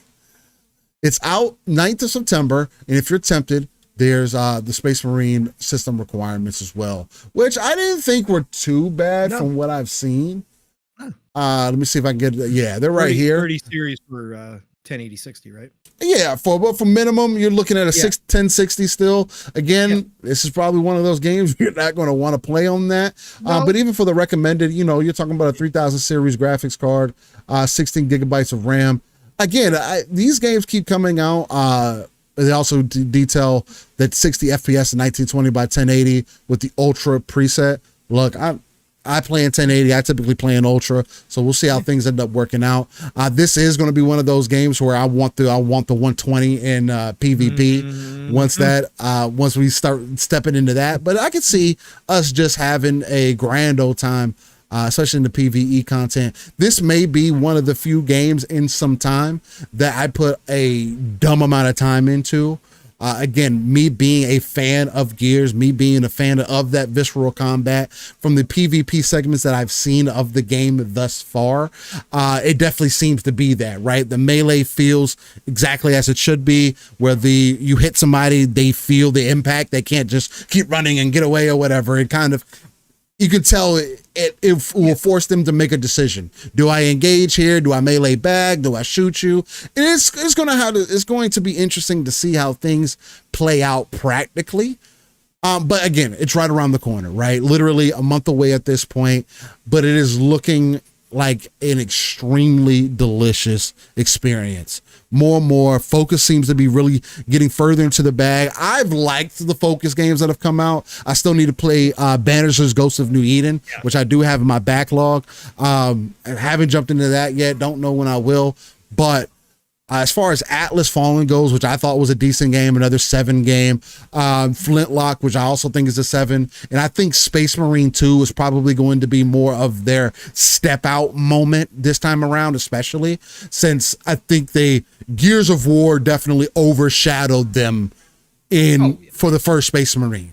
Now that there's no other game like it out on the market, and Gears is probably on hiatus until 2026, with Gears being down right now, this is a perfect opportunity for them to step in and have Saber maybe even step back into some of what we have known them for as making good games as well in the past. So Pong, from everything that you've seen from Space Marine, I don't know if you really tuned into the most recent gameplay that they showed, breaking down that co-op PvE content and the PvP, and really took it in and imagined yourself in those moments. But how do you feel about Space Marine 2? Are you more hyped than ever before after most recent content, or what you thinking? Ultimate Edition's getting pre-ordered, bro. I'm playing 4 days early, man. There ain't no question about it in my mind. 4 days early. 4 days early. Let's go. I don't care. This is still, we've talked about this plenty of times, that the game industry has gotten to a point where a lot of times I feel like it takes itself way too seriously, and has. Not that we haven't gotten great games that are very deep and that are emotional and that, obviously bring a different style of entertainment, just like there's different styles of movies and books and anything else. But I think that we have gotten to the point, even the writer pointed it out there, if you just want to turn off your brain, and it's almost still, even when some of these journalists write like that, it's almost, you're playing on easy. I like for you to just say that as well. Yeah, but anyway. It's almost like it's still almost a slight when they say it is right. And I'm like, no, this is yes, we can have our serious games. We can have the storytelling and all that kind of narrative stuff that is really meaningful and impactful, and maybe even you carry with you for a long time. But the games industry started out like this. This is what we've been missing. This is why when we talk about the 360 generation, we had all types of experiences. We had the Mass Effects that certainly stayed with us for a very long time. We had the Skyrims. We had all of these types of games too, right? We had The Last of Us come out, right? We had Uncharted. We had those narrative movie-like games that stuck with people. But we also had these games. Yeah. Bro. Right? We had these games, and I've always said, right, that Gears of War, to me, the part that is underrated is the story. That I think that the story is much better. They did both. They were able to do both. They the did visceral both. And the story. Right. Yeah. Right. But obviously, most people remember it for the combat, the action, the nonstop, the feeling moment-to-moment gameplay. Yeah. But again, these games still have a place. Helldivers 2 showed that, Steel. What did we talk about when we jumped into Helldivers 2? We were playing the hell out of Helldivers 2, right?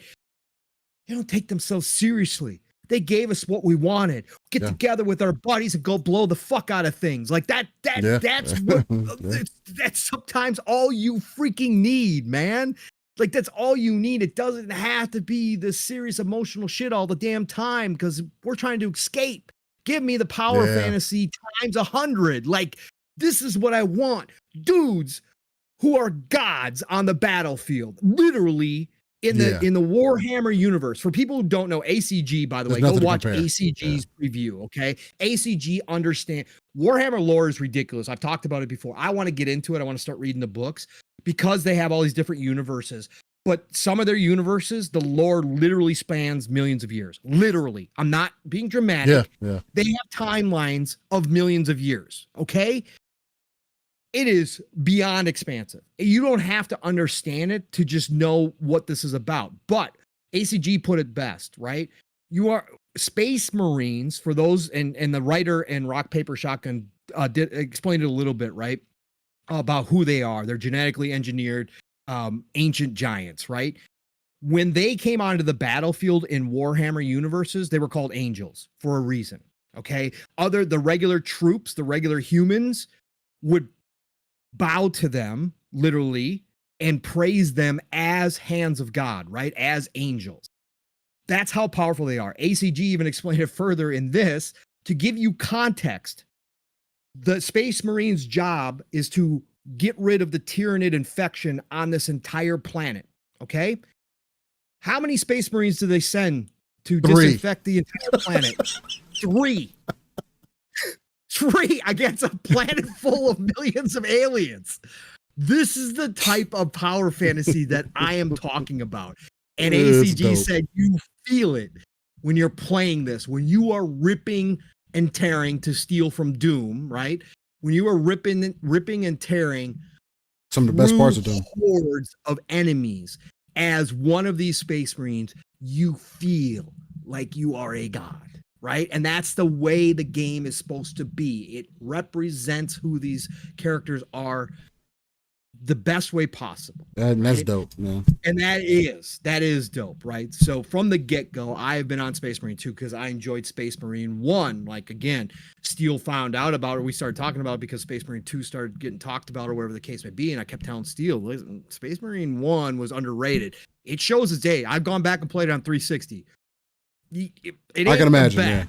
Imagine. Steel played on PC, modded it, and I've seen the modded version, and it still holds up to this day, like Steel said. So I was so happy when Steel played it, even the single player, and enjoyed the campaign. Titus is a great character, right? Yeah, Titus, that's my boy ahead. Titus. Nah, my fault. Yeah, no. He's just a straight up badass, bro, and he gets it. And for anybody who doesn't know, this takes place, I can't remember, is it 1,000 years afterwards or a couple hundred years afterwards of Space Marine 1? They bring him back to life. Okay. They bring him back, but he's no longer a commander. Okay. He's been downgraded, but he don't give a shit. He's got a job. And again, if you don't know, Warhammer universe, especially 40K universe, is extremely religious. Okay. It's a religious fanaticism to a certain degree. That's the whole thing. That's why heresy is screamed out all the time. And for the Emperor and all that kind of stuff. So, but Titus is brought back in this one, and it looks like he's just ready to resume his role of leading the Space Marines and doing the job. That's his whole get the job done. Don't care. Gonna get the job done. It's fine. They have captured all what Space Marine 1 was, but now they have the tech to do these swarms with the swarm engine. Shocking, they called it the swarm engine, which is a proprietary engine that they've developed to have the Tyranids. So they are going to present it in a whole new way, even beyond what Space Marine 1 was. So from the get-go, I have been all about Space Marine 2. Yo, so apparently homie served some time. He's going to be becoming a Primaris. Yeah. A Primaris Space Marine, which is when Space Marines go under further upgrading. Okay. Although he has been demoted to a lieutenant, apparently. Yeah, he had been demoted. Correct. I knew that. Bold Alpha thinks it was 200 years. Yeah, I think it was a couple hundred years. So I've been on board with this forever, bro. I've been on board with this. How much they've shown of this game shows the confidence. The delay to polish it again. As somebody who owns a lot of Warhammer games and who has tried a lot of Warhammer games. And again, I like AA experiences. So my experience is different from a lot of people. But I even freely admit that Warhammer games are hit or miss. Okay. They spread their IP out to pretty much whoever wants to do it. I think their tactical games, and there's a lot of Warhammer tactical games, are above the average. They are good to great. Almost every single one of them brings something. It is amazing. It also helps that I like the universe. I love the idea of this universe, but they have been hit or miss. Mm-hmm. This to me, Steel, represents the first AAA Warhammer game. This to me represents the first time big they facts. have put all the resources, all the time necessary. And we are getting a game that people have rightfully pointed out in the previews that we don't get anymore. We are getting that full campaign experience. We are getting a full co-op experience. And the thing I pulled from the previews, Steel, out of the co-op experience is that it's not just a little side dish. Okay? No, it's the co-op operations mean something because they tie the operations back into the campaign missions. So you are doing like if you run through the campaign as Titus, right? And you're pulling off main missions, right? You're going to hear about these other squads that are helping you out doing a side mission, right? You get to experience in the operations with your co-op side of things, right? So you get tied back into the campaign. That's really cool. And everybody said what they thought the co-op missions wasn't what they got. They got more. They said it felt like you're almost playing a different game when you went into the co-op operation. That's pretty dope. So you're getting campaign, you're getting co-op. Then still we came to find out a little bit after the announcement that, oh, by the way, they're doing PvP. And they're going to go back to the classic PvP style. And this is where I think a lot of the Gears comparisons come into play. And I think that the Rock, Paper, Shotgun article did a great job pointing out why. The heaviness of the characters. This isn't going to be some fast-paced, frantic combat. Yeah, we're not wall bouncing in this one. No. But again, the way the characters, like Steel said, this is in your face PvP. Sure, you still got your long range guns, you got all that kind of stuff. They got snipers and stuff. Right. But it's going to be mostly in your face, heavy combat, right? Everything has weight. The guns, the melee weapons, everything is going to feel just that much more powerful in PvP. And we don't have that these days. We just don't get this. And I brought it up on Thursday, and you just brought it up now too when you were talking about it. And we said this long ago too when we first started talking about this game.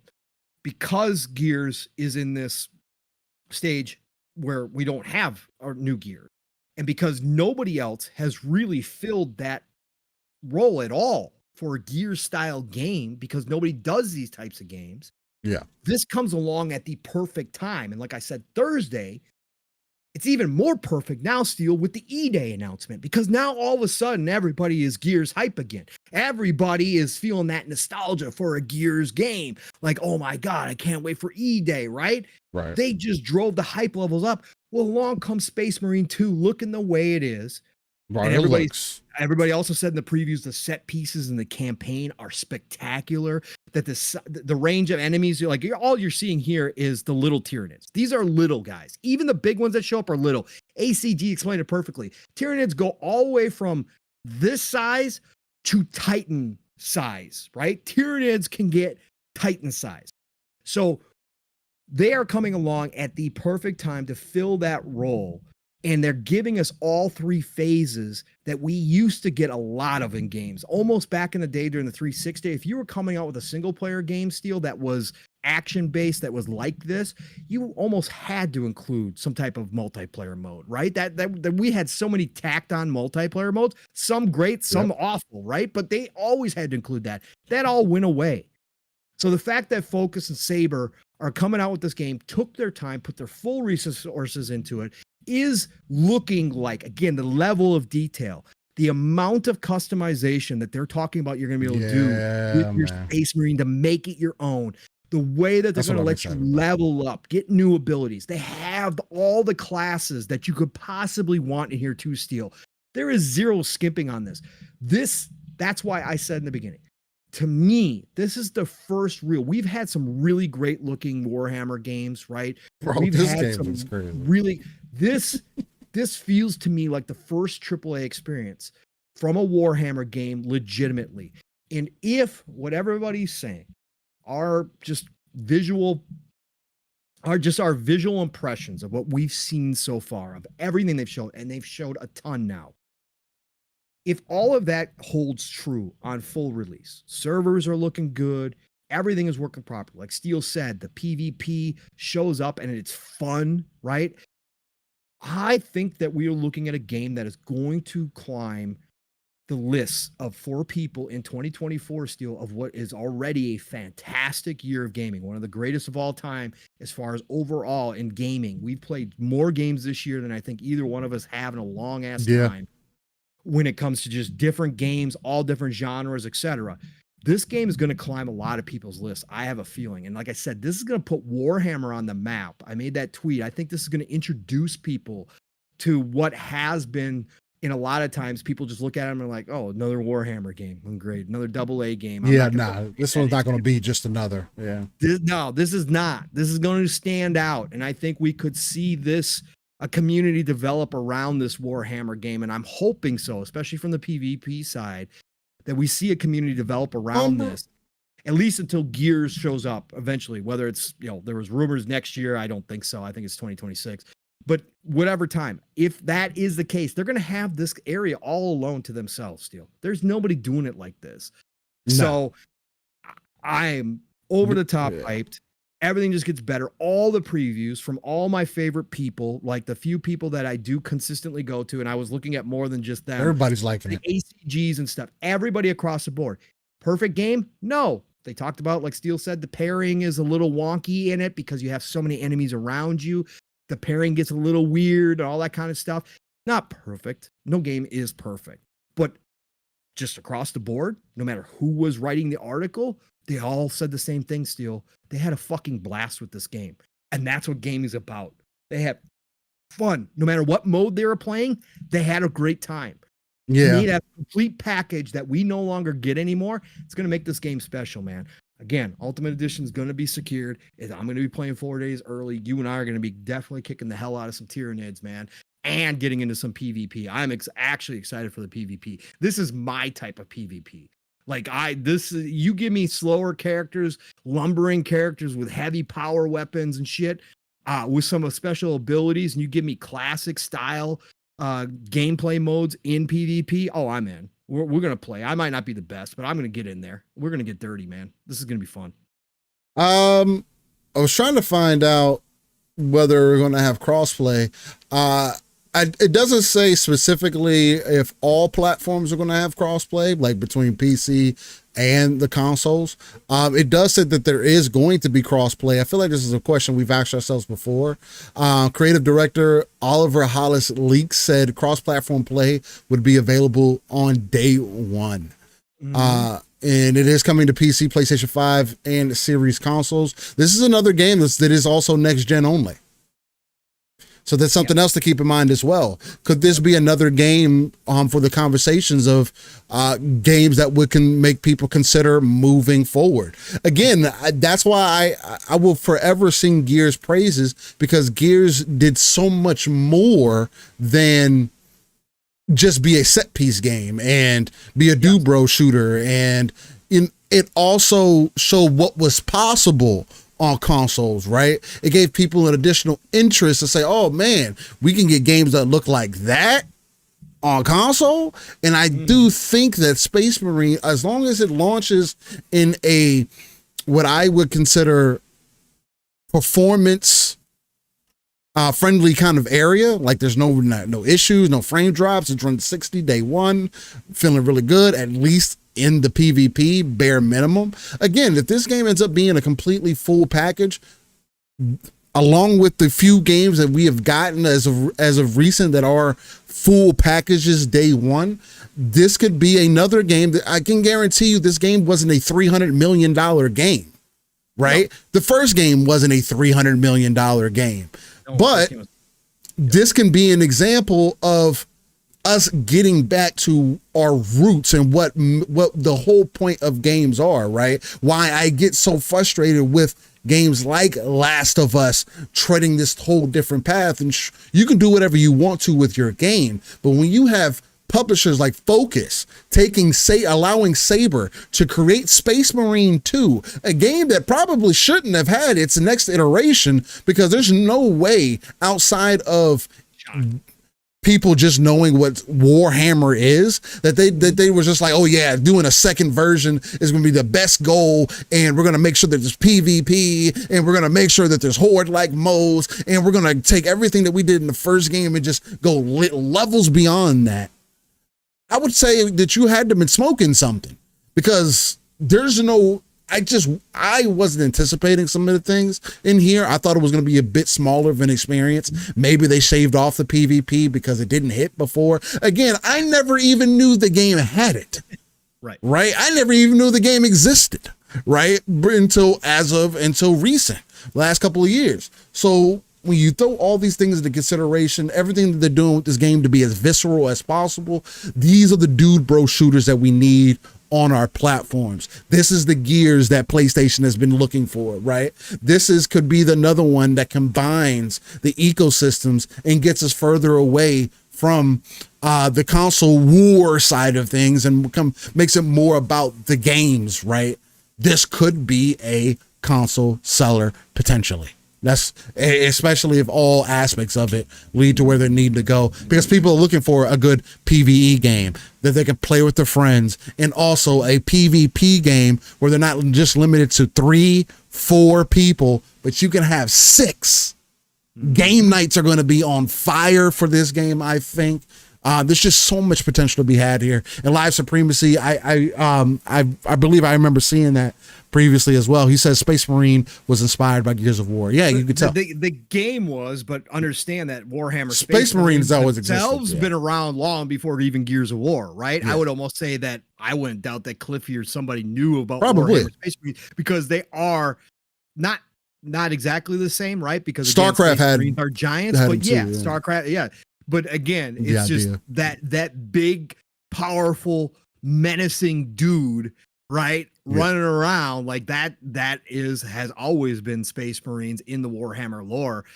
Because again, they're considered angels, considered gods amongst men, because of their genetically altered, right? And they're created to be this figure of power that shows up and changes the entire battlefield. One lone Space Marine taking on hordes of enemies by themselves, right? That was always there. But yes, the game itself, of course, was definitely, they looked at Gears of War and said, well, Space Marines fit right into this kind of mode. Take out the cover, because again, Space Marines don't use cover.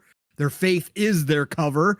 That is a correct lore-based comment. They got a dog but other than that, they are very similar in far as movement and just what they mean on the battlefield. So yeah, man, a lot of potential. This gets me extremely excited. This is my like highly anticipated next PvP game for sure. This would probably going to be the game that pulls me away from Gundam Breaker, because I'm probably going to be into that for sure, at least 2 weeks deep. before this releases. And yeah, man, I mean, I might be right there with you, Paul. I might get early. You said early? What said early? Okay, so the game comes 5th. Out. It comes out. November 5th. So 5th will be the early day. Yep. That puts it on a Thursday. Mm-hmm. So the game's supposed to release on a Monday. Yeah. Okay. Yep. Damn, man. That's crazy. I might. Is that one of your work weeks? We might have to cancel the show.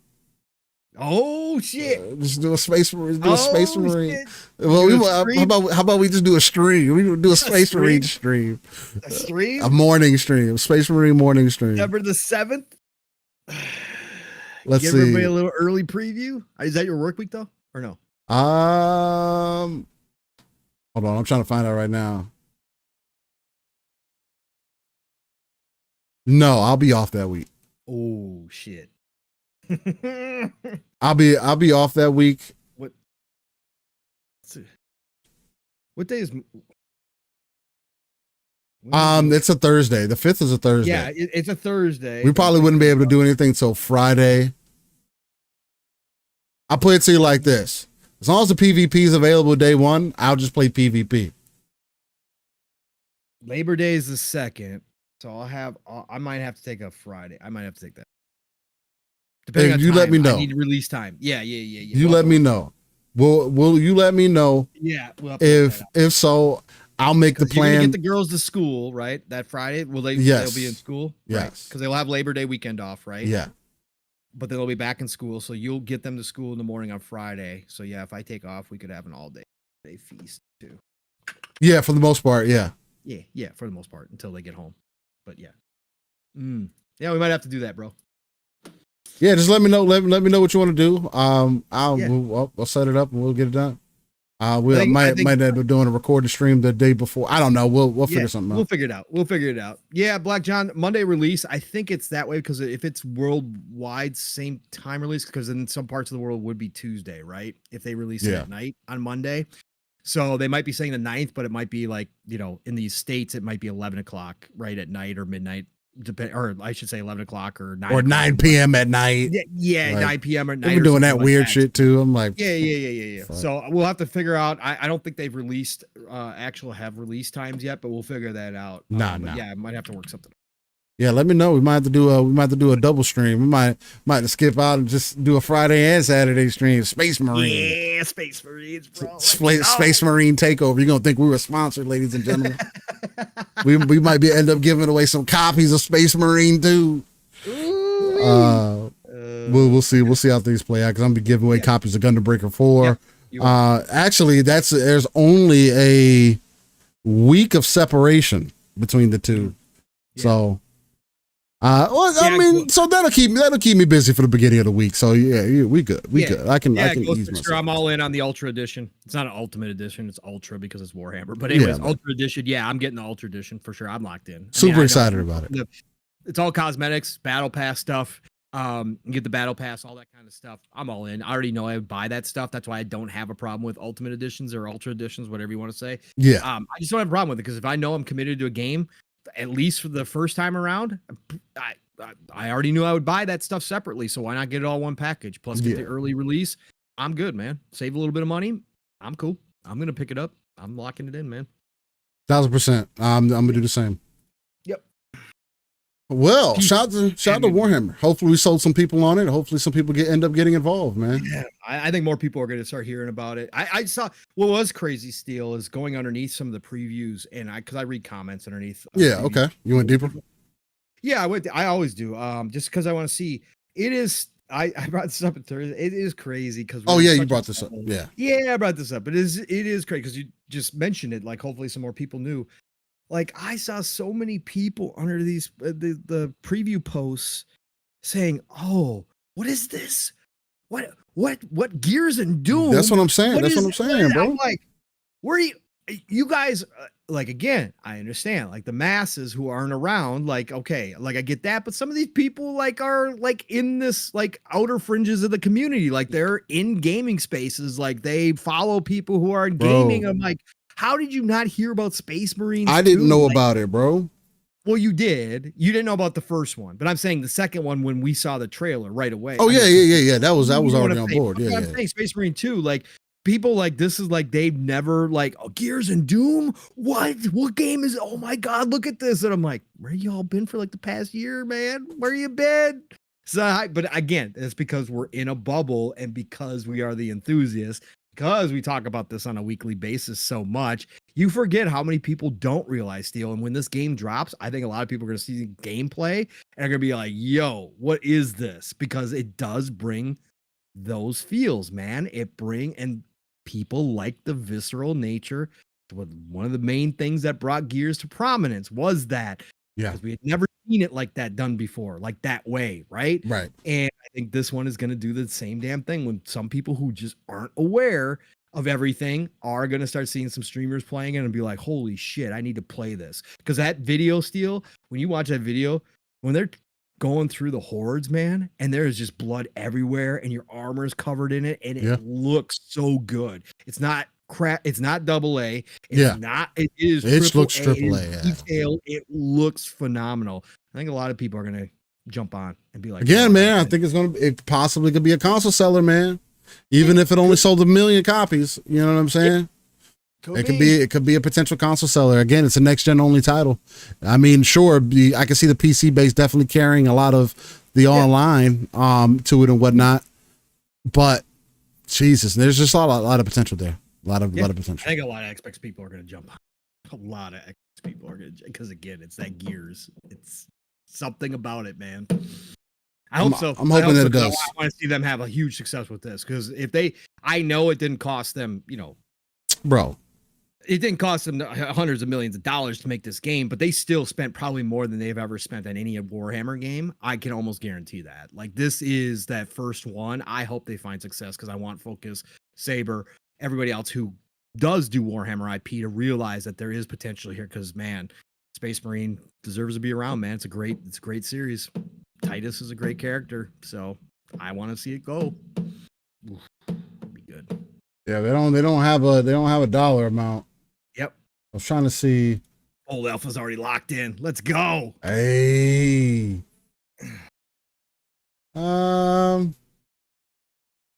Yeah, no, they don't. There's no information. They don't even have information on the first game. You get further into it, you start getting some NASA stuff. So yeah, man, everybody that's interested in Space Marine, you better be there day and date. I'll be locked into it. That's probably gonna be my main 2 games, man, that I'll be playing. Hopefully I'll have Black Myth beaten before Gundam comes out. Which is possible. Maybe we'll see. But I'll have Black Myth, then I'll go takes me into Gundam, and then I'll have Gundam in Warhammer to play with, man. It's a good rotation. It's a good rotation. Be good. You back in that PvP mode still. That is true. And we'll see if because Gundam Breaker might bring back, because they had PvP in Gundam Breaker 3. They might bring it back and 4 as well, so that might be some fun too. So yeah. Supremacy says, is Space Marine 2 still going to be in Game Pass? I haven't heard. It will be after it got delayed. No, it never was. I don't think. Yeah, it never. I've tried to look that up as well, and I can't find anything to solidify that, to hint that it will. It will be interesting if it ends up being like a out of nowhere announcement that Space Marine is going to be in Game Pass. Yeah. I think any game going into Game Pass is good for the developer if they see that there's a deal to be had there. There are certain games that I know on release, right? When there's not much else, much else competition out there for you to face, and you're doing something that people have been kind of clamoring for, right? I think Baldur's Gate 3 set a good example in what people were looking for in their games. A fully complete game, hours of playtime that you could put in those games, hundreds of hours. And I think the same thing may be the case with Space Marine 2 if it launches to success, right? Where if the campaign is solid, if the PvE is solid, if the co-op side of it is solid, and then you get into the online play and that's also solid, you have a 3-hitter to where you'll have your PvE people playing that horde type modes or those missions, and then you'll have the PvP place kind of supporting the matchmaking side of it, and both sides are getting constant support. That's the one thing that Helldivers doesn't have, is a PvP side, which I think would give it a different perspective, but it's also not that type of game, right? I'm not saying that it couldn't be, but from what I get from it, it's not that, as not like Space Marine, where I can see where they're trying to go with it.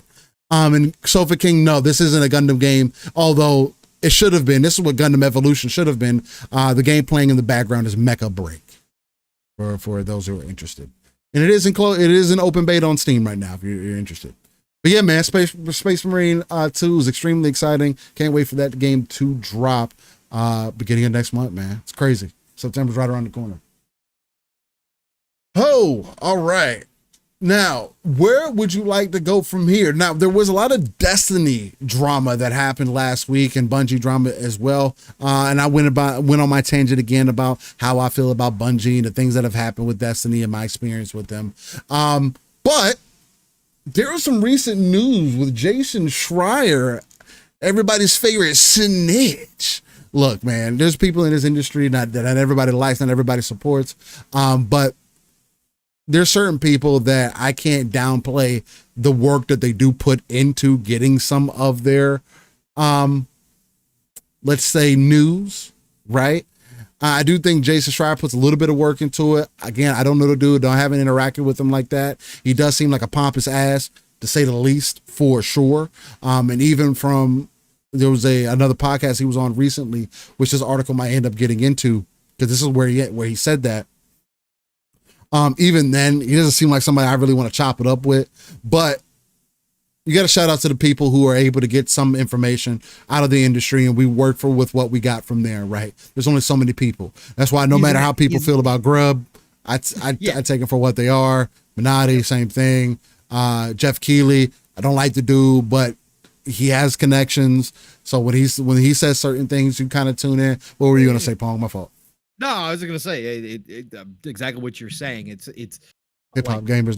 You don't have to like the motivations behind it. And Schreier to me is an ambulance chaser, right? And he's held information to write books about it. I mean, he's a snake, right? He's one of those shady characters in the industry, right? And so his motivations obviously are he himself, snake-like, yeah, and that's it. Right? That's what it's all about, right? It's a business to him and he runs it that way. And yeah, so he's not on the moral right side as far as when he chooses to release information or anything like that. Because again, he's purposely held information he knew to write a book to make money. Okay. But at the end of the day, does he know things? Does he have people who come to him and talk to him, right? On the record, off the record, and everything in between? Yes. So is he valuable from that standpoint when he comes out and speaks? Yes, he's been right a lot of times. Again, track records mean something. And yes, there are people that completely BS everything, but their track record shows it. But there are certain people, again, whether you like them personally or not, and I always say this, whether you think that they're good for the industry or not, the facts are the facts. There are certain people that come out when they speak. There is something to it, and Schreier is one of them. He knows things. So how he gets information, why he gets his information, hey, we're not debating that. Facts are he just does get some information that is good, and that does speak to what we talk about on a weekly basis in the news. So that's up. No, again, so that's why I don't mind necessarily using some of the things that he ends up getting into. And again, he did go on a show here as of late and state that sentiment around Bungie's marathon is not great. And this comes from Jason Schreier. This article is from thegamespost.com by Zuhad Ali, and it was uploaded yesterday, August 9th. 2024. It goes on to say, Bloomberg's Jason Schreier shares a troubling outlook on Bungie's Marathon, describing the studio's sentiment as not great. Amid recent layoffs and project cancellations, concerns are growing about the game's future. The future of Bungie's highly anticipated extraction shooter, Marathon, is looking uncertain, according to Bloomberg's Jason Schreier. There you go. During the last episode of Friends Per Second podcast, give those guys a like and a follow and a sub if you guys don't mind. Schreier, who has broke major stories about Bungie in the past, didn't mince words when asked about the state of Marathon. Not great from what I've heard, Schreier said when asked about the sentiment about Marathon. There's a reason it was planned for this year and slipped a whole year. People that I've talked to are a little pessimistic about it even hitting its current planned deadline, but we'll see. I don't know exactly when that is, sometime in 2025, I'm not sure. Yeah, the sentiment I've heard is not great, at least as of a few months ago. Just last week, the Destiny 2 developer announced a staggering 17% reduction in its workforce, amounting to 220 job cuts. The drastic move was accompanied by news that Bungie had shelved the Destiny spinoff project, codenamed Payback. Notably, the spinoff was led by veterans Luke Smith and Mark Noseworthy, who have also exited the studio. Adding to the uncertainty, Schreier also revealed that Marathon underwent a significant leadership shakeup in April of 2024, with former director Christopher Barrett and the game's executive producer both leaving Bungie. Following a report from IGN, it has officially been confirmed that Joe Ziegler, the former game director of Valorant, has taken the helm as the new game director for Marathon. Under Ziegler's leadership, the creative direction of the game has reportedly shifted, moving away from custom player characters towards a more defined selectable cast of heroes. Now, when I saw this told me already that they lost the mark. That, look, this doesn't have to be a crucifixion for anybody else, but for me, it is very strange to show a game like Marathon that seemed to be about customization and you having an iconic character, right? And I'm not saying that you can't create new characters that are going to be iconic and stand out for themselves. You could do that. Yeah. But the idea, maybe it's just me, the idea of customizable characters in an extraction shooter, especially of Bungie's ilk, who had just been doing custom characters for 10 plus years, especially after Halo, going from a solo character that didn't get many iterations or customizations or anything else like that, and make it and go into a game that is more player focused. It's very confusing that you're going to drop a new game or have where you change the direction from having the customizable aspect that you've kind of made iconic for yourselves in a certain one way or another, to now having somebody new come in and say, no, we're going to scrap that idea and go a completely different direction. To me, that shows a loss of creative vision, or maybe the creative vision for the customization wasn't where it needed to be. There has been more news coming out as of late that even Activision, the reason that Bungie did not like being under Activision is because Activision was on top of Bungie and some of the things that they had going on.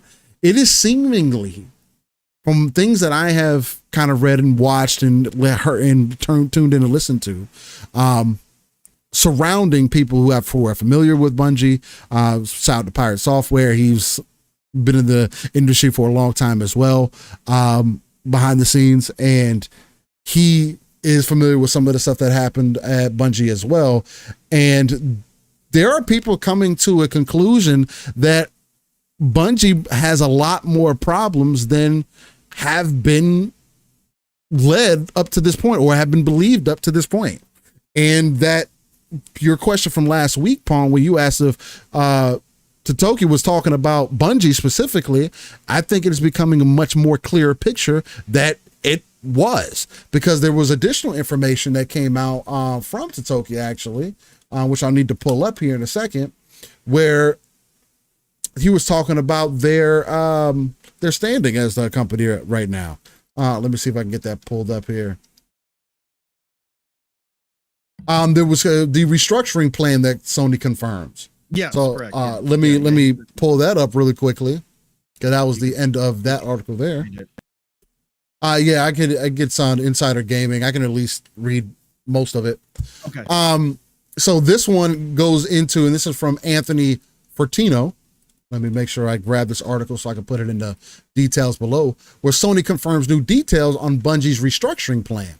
And it goes in to say, a new briefing video, Sony president, CEO, and CFO Hiroki Totoki offered clarifying statements about its Bungie restructuring plans.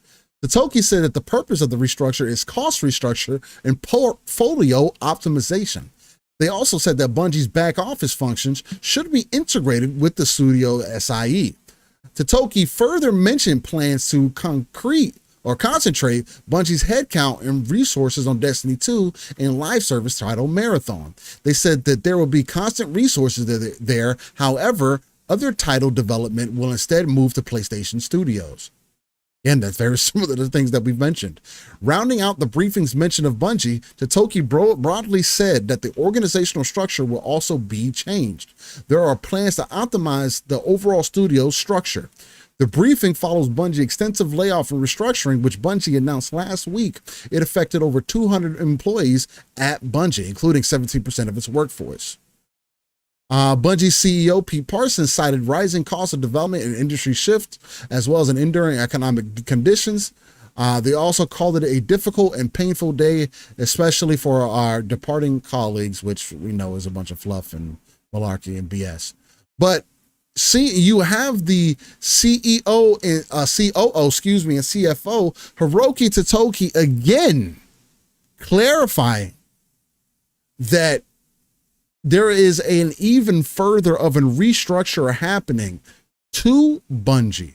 So when you combine the previous with the sentiment around Bungie's Marathon not being great from Jason Schreier, then also have Hiroki follow that up, or actually before we got this news, after they let everybody go, you have Hiroki come out and say, hey, there needs to be something greater happen here. Matter of fact, they need to be folded further into Sony. I think there leaves so many more questions on the table now about what Bungie has been allowed to do through this entire time, through 2 games, ever since they have left Halo, what they've been doing with Marathon. Where is the creative? Where is there a lack of creative vision? Is there lack of management? Is there? I mean, sure, we see that there's a lack of management, because it's management that always allows it to get to this point. But how do you feel about Schreier? Some of Schreier's comments from this podcast, and kind of as a follow-up to the news that we got from Bungie's layoffs and additional news that we're getting now about Marathon not possibly being in a good place. And again, things can change all the time in the gaming industry, right? But there seems to be an ongoing challenge, and not only a challenge, but also an issue. Well, obviously, I'm always wait and see person, right? I'm always glass half full kind of guy. I'm always optimistic, right? I want to see how things turn out. We've had games who have gone through change mid-development that have turned right results. I've got plenty of examples that never turned out great. They did too well, right? I think very telling Schreier also was interviewed compared to Suicide Squad and what Rocksteady going through Suicide Squad internally. That's and again, for you and I, Steel. That's so disingenuous, bro. Like, but again, Steel, because our feelings for Suicide Squad and game is actually very well done. It's very good. We have last playing Suicide Squad, but I'm just saying, from an outside person. You said you're botting a bit, Pong. I'm botting a bit. Here we go again. Hold on, this kid's connected. Botting at this point. It's going to take a second here probably to catch up, as it always does on Discord. So just bear with me here. Let me know if that's better. Otherwise, I'll completely out of Discord and come back. But I think that what I was saying is that from the outside perspective, Jason Schreier was never high on Suicide Squad either. So when he says that from his perspective, It said it's still crackling. okay, so it's crackling. Okay, I'll disconnect. I'll be back. Cover All right. me. Botting would be okay in this instance. Yeah, no, botting would be okay. Yeah, it's but it's not okay this time around. It's all good. It's all because of Discord. Discord is a slutty app. It does slutty things, but we're slutty people, so we're gonna make it happen. Don't you worry, ladies and gentlemen. How do you guys feel about what is happening with Bungie and the quotes from Jason Schreier about Marathon not being great? Did you guys have good hopes for Marathon? Are you still in line for Bungie? Let me know. Let me know, everybody. Again, Discord takes a minute, so sometimes it does. Been through this with Mav too, so it is what it is. But hopefully it gets better here, and hopefully it fixes itself up. Much better. Thank you. Okay, I don't know why, Steel, but it seems like my Discord side degrades as the shows go on. Suicide Squad problem. Yeah. So, Suicide Squad problem. So yeah, I just think from his perspective, for him to compare the two, right? Putting aside how we feel about Suicide Squad, that just tells you that there is inner turmoil, right? Because obviously WB was not happy. Rocksteady, they delayed it for 8 months, 6 months, whatever the hell it was. He's just suggesting that there's a lot of problems internally with Marathon. Now, again, I will wait to see the final product before I judge it. But the facts are the facts at this point. As I stated last week when we were talking about Bungie, the rose-tinted glasses about who Bungie is gone. They're broken. Okay, they're gone. I don't think anybody anymore can have illusions of grandeur when it comes to who Bungie became as a developer. Not who they were, not what they did with Halo, right? Not what they did initially with Destiny 1, even though it had massive problems, and then they just moved on to Destiny 2. But what they turned Destiny 2 into can't be taken away from them. But their decision-making when it came to Destiny 2 is certainly questionable. And obviously the content quality dropped as they got bigger, right? As they got bigger and bigger, Steel, as they turned Destiny 2 into what I called an unwieldy monster, right? A rampaging monster that they couldn't control. The quality of content I'm not speaking as a Destiny 2 head, you guys know this, but just overall general sentiment. Their decision-making and their quality of content dipped. And that was from the Destiny community. Steele's talked about it on the PvP side, especially how they just basically abandoned PvP completely, but the expansions didn't hit the way that people wanted it to from the Destiny 2 community, right? Now, did they do well with what is it called? What is it? What's the last expansion? I forget. For what? What's the one they just dropped? The Final Shape? Final Shape. Thank you. Just popped in my head. Now, Final Shape has gotten better reception, but it obviously wasn't enough to save Bungie themselves from being absorbed into PlayStation. PlayStation had the contract written. I said that Jim got ripped off completely, 100%. I think the books were cooked. I think that he just took Pete Parsons at his word in a lot of ways, and they got ripped off for $3 billion. But they were smart enough to put a clause in there to say, well, if you guys don't perform, then we take over. And Hiroki Totoki, when he came in and took over for Jim, went and looked at everything and said, yeah, you guys don't know shit about business. We'll see you in a couple months once we get all this PlayStation restructuring straightened out. And we'll talk then. And they obviously said, enough's enough. You're done. We're going to absorb you in. You guys don't have a handle on what you're doing here. You guys need to focus on Marathon and Destiny 2.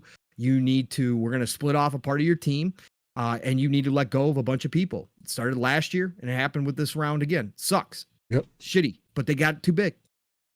So Bungie is what Bungie is. As far as Marathon specifically goes, we talked extensively about this with a lot of games, not just Marathon, but the field is crowded, Steel, when it comes to extraction shooters. And in fact, extraction shooters, you could argue are on the decline. and that window passed, right? A year or two ago.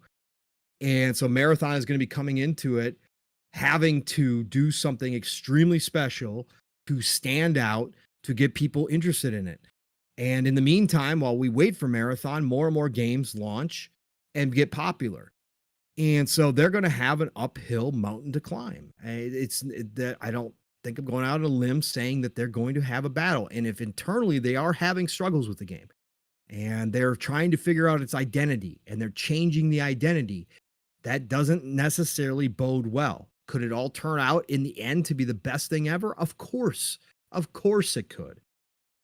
But at the end of the day, I don't know how many people left can have confidence that Bungie is going to deliver the experience that obviously Sony was thinking that they were going to when they purchased them for $3 billion, or that Bungie originally had thought that they could do with Marathon at the end of the day.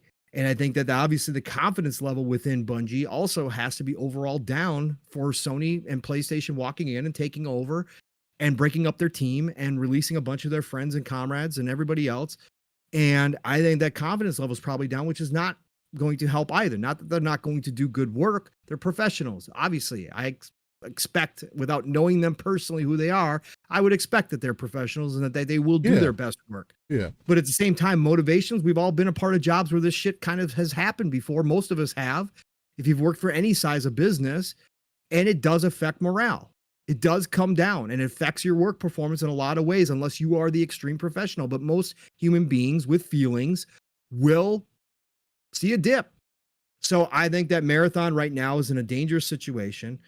I don't think PlayStation themselves is expecting Marathon to be the godsend. I don't think they're expecting it in any way, shape, or form to change their games as a service.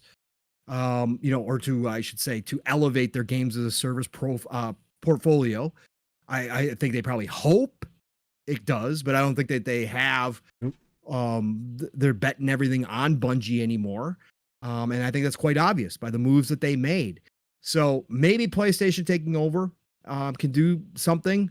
But again, do I have faith in that either? No. PlayStation's shown that they mismanage studios as well.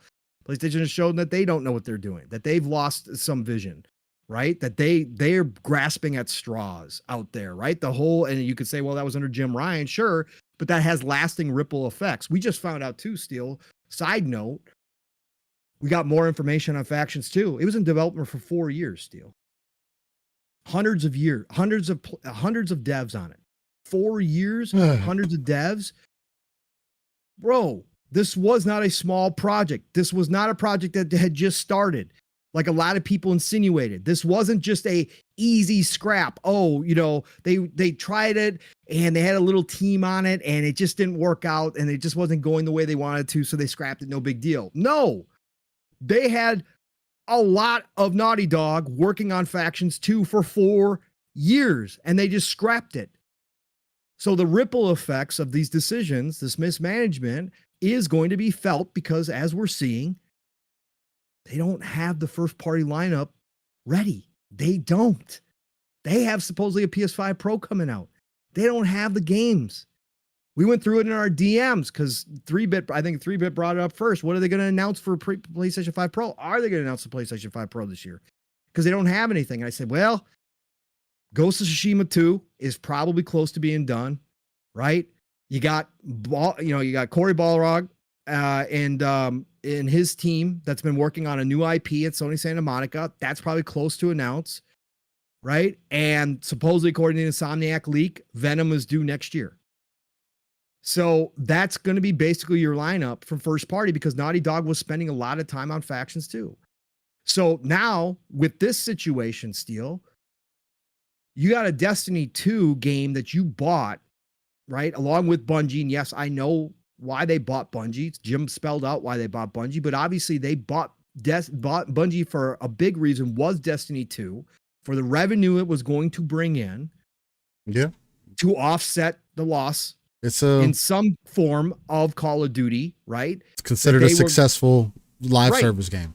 Right. It's considered a successful live service game. But now they're talking about reducing that team. They've already reduced the team. They're talking about not big expansions anymore, right? They're talking about much smaller updates to Destiny 2.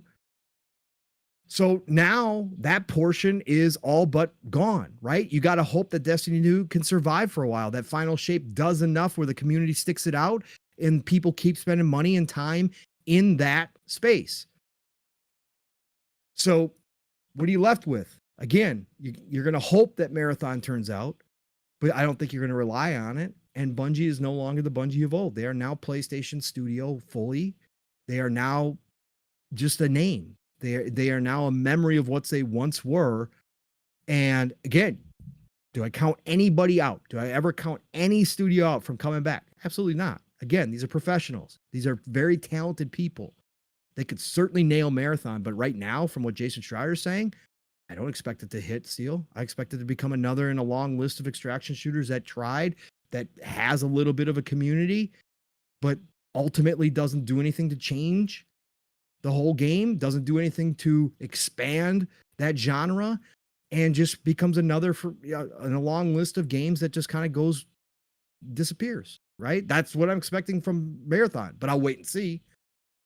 Again, could come out and really surprise people, but yeah, I don't like the for Schreier to come out to say this, especially on the PlayStation side of things, means it's pretty damn bad, because Schreier usually shies away from saying stuff about PlayStation studios.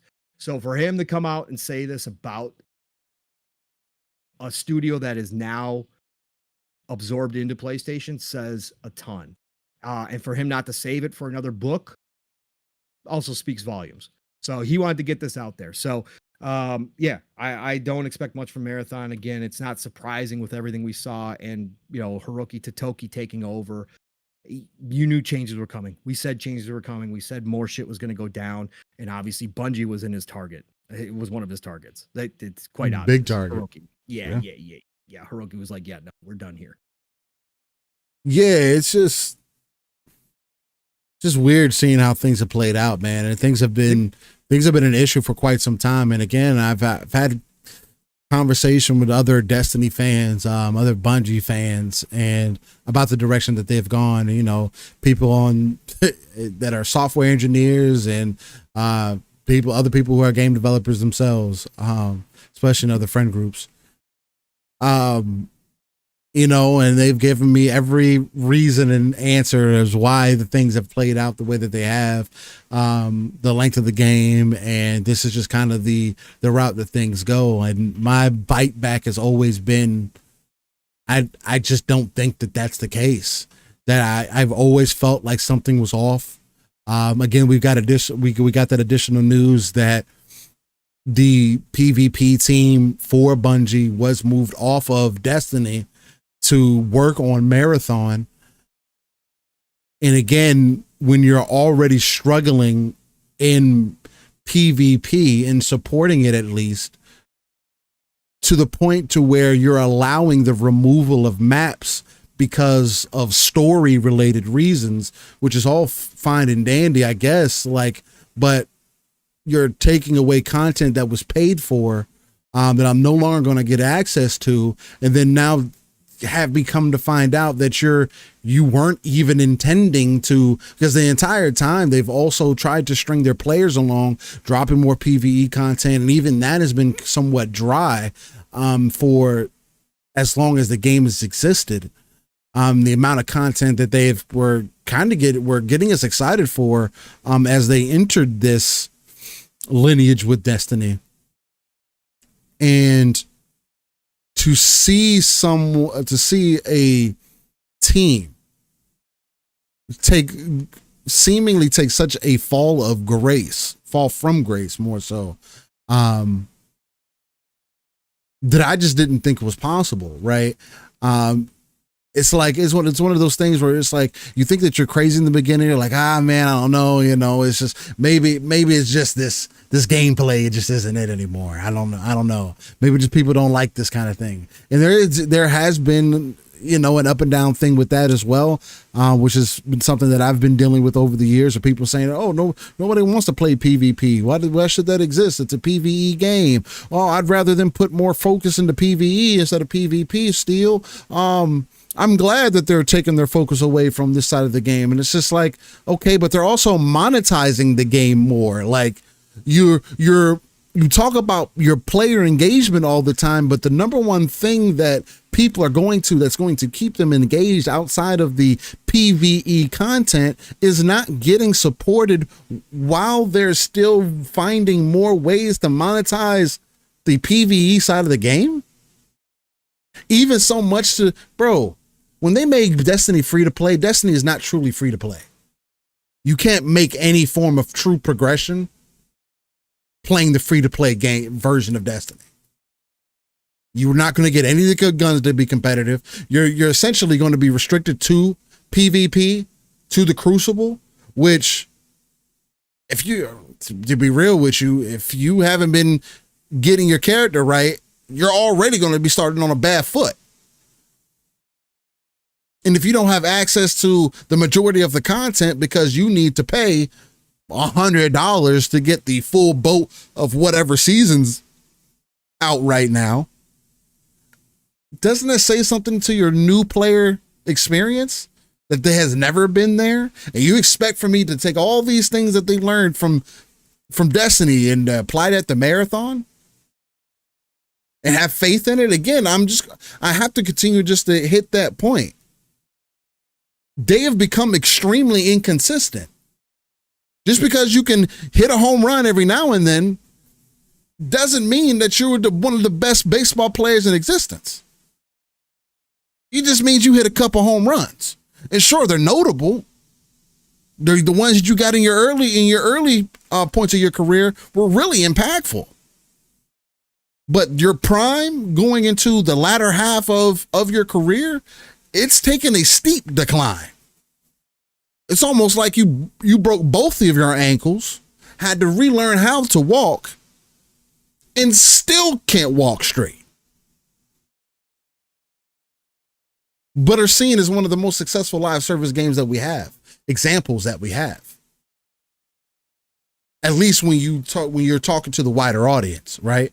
But again, we are getting information now that is supporting some of the thoughts and feelings that I've had over the years. Seeing Marathon struggle the way that it apparently is, or hearing about it struggle, is not good news, because if there's anybody I should have faith in, especially if it comes to the extraction genre, it would be Bungie. It should be Bungie. They have the best gameplay, first-person shooter gameplay across the map outside of Call of Duty.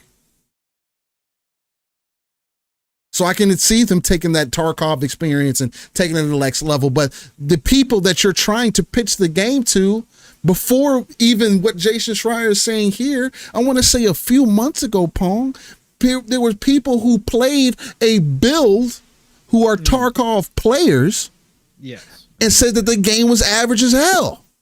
Yeah. That it's not where it needs to be.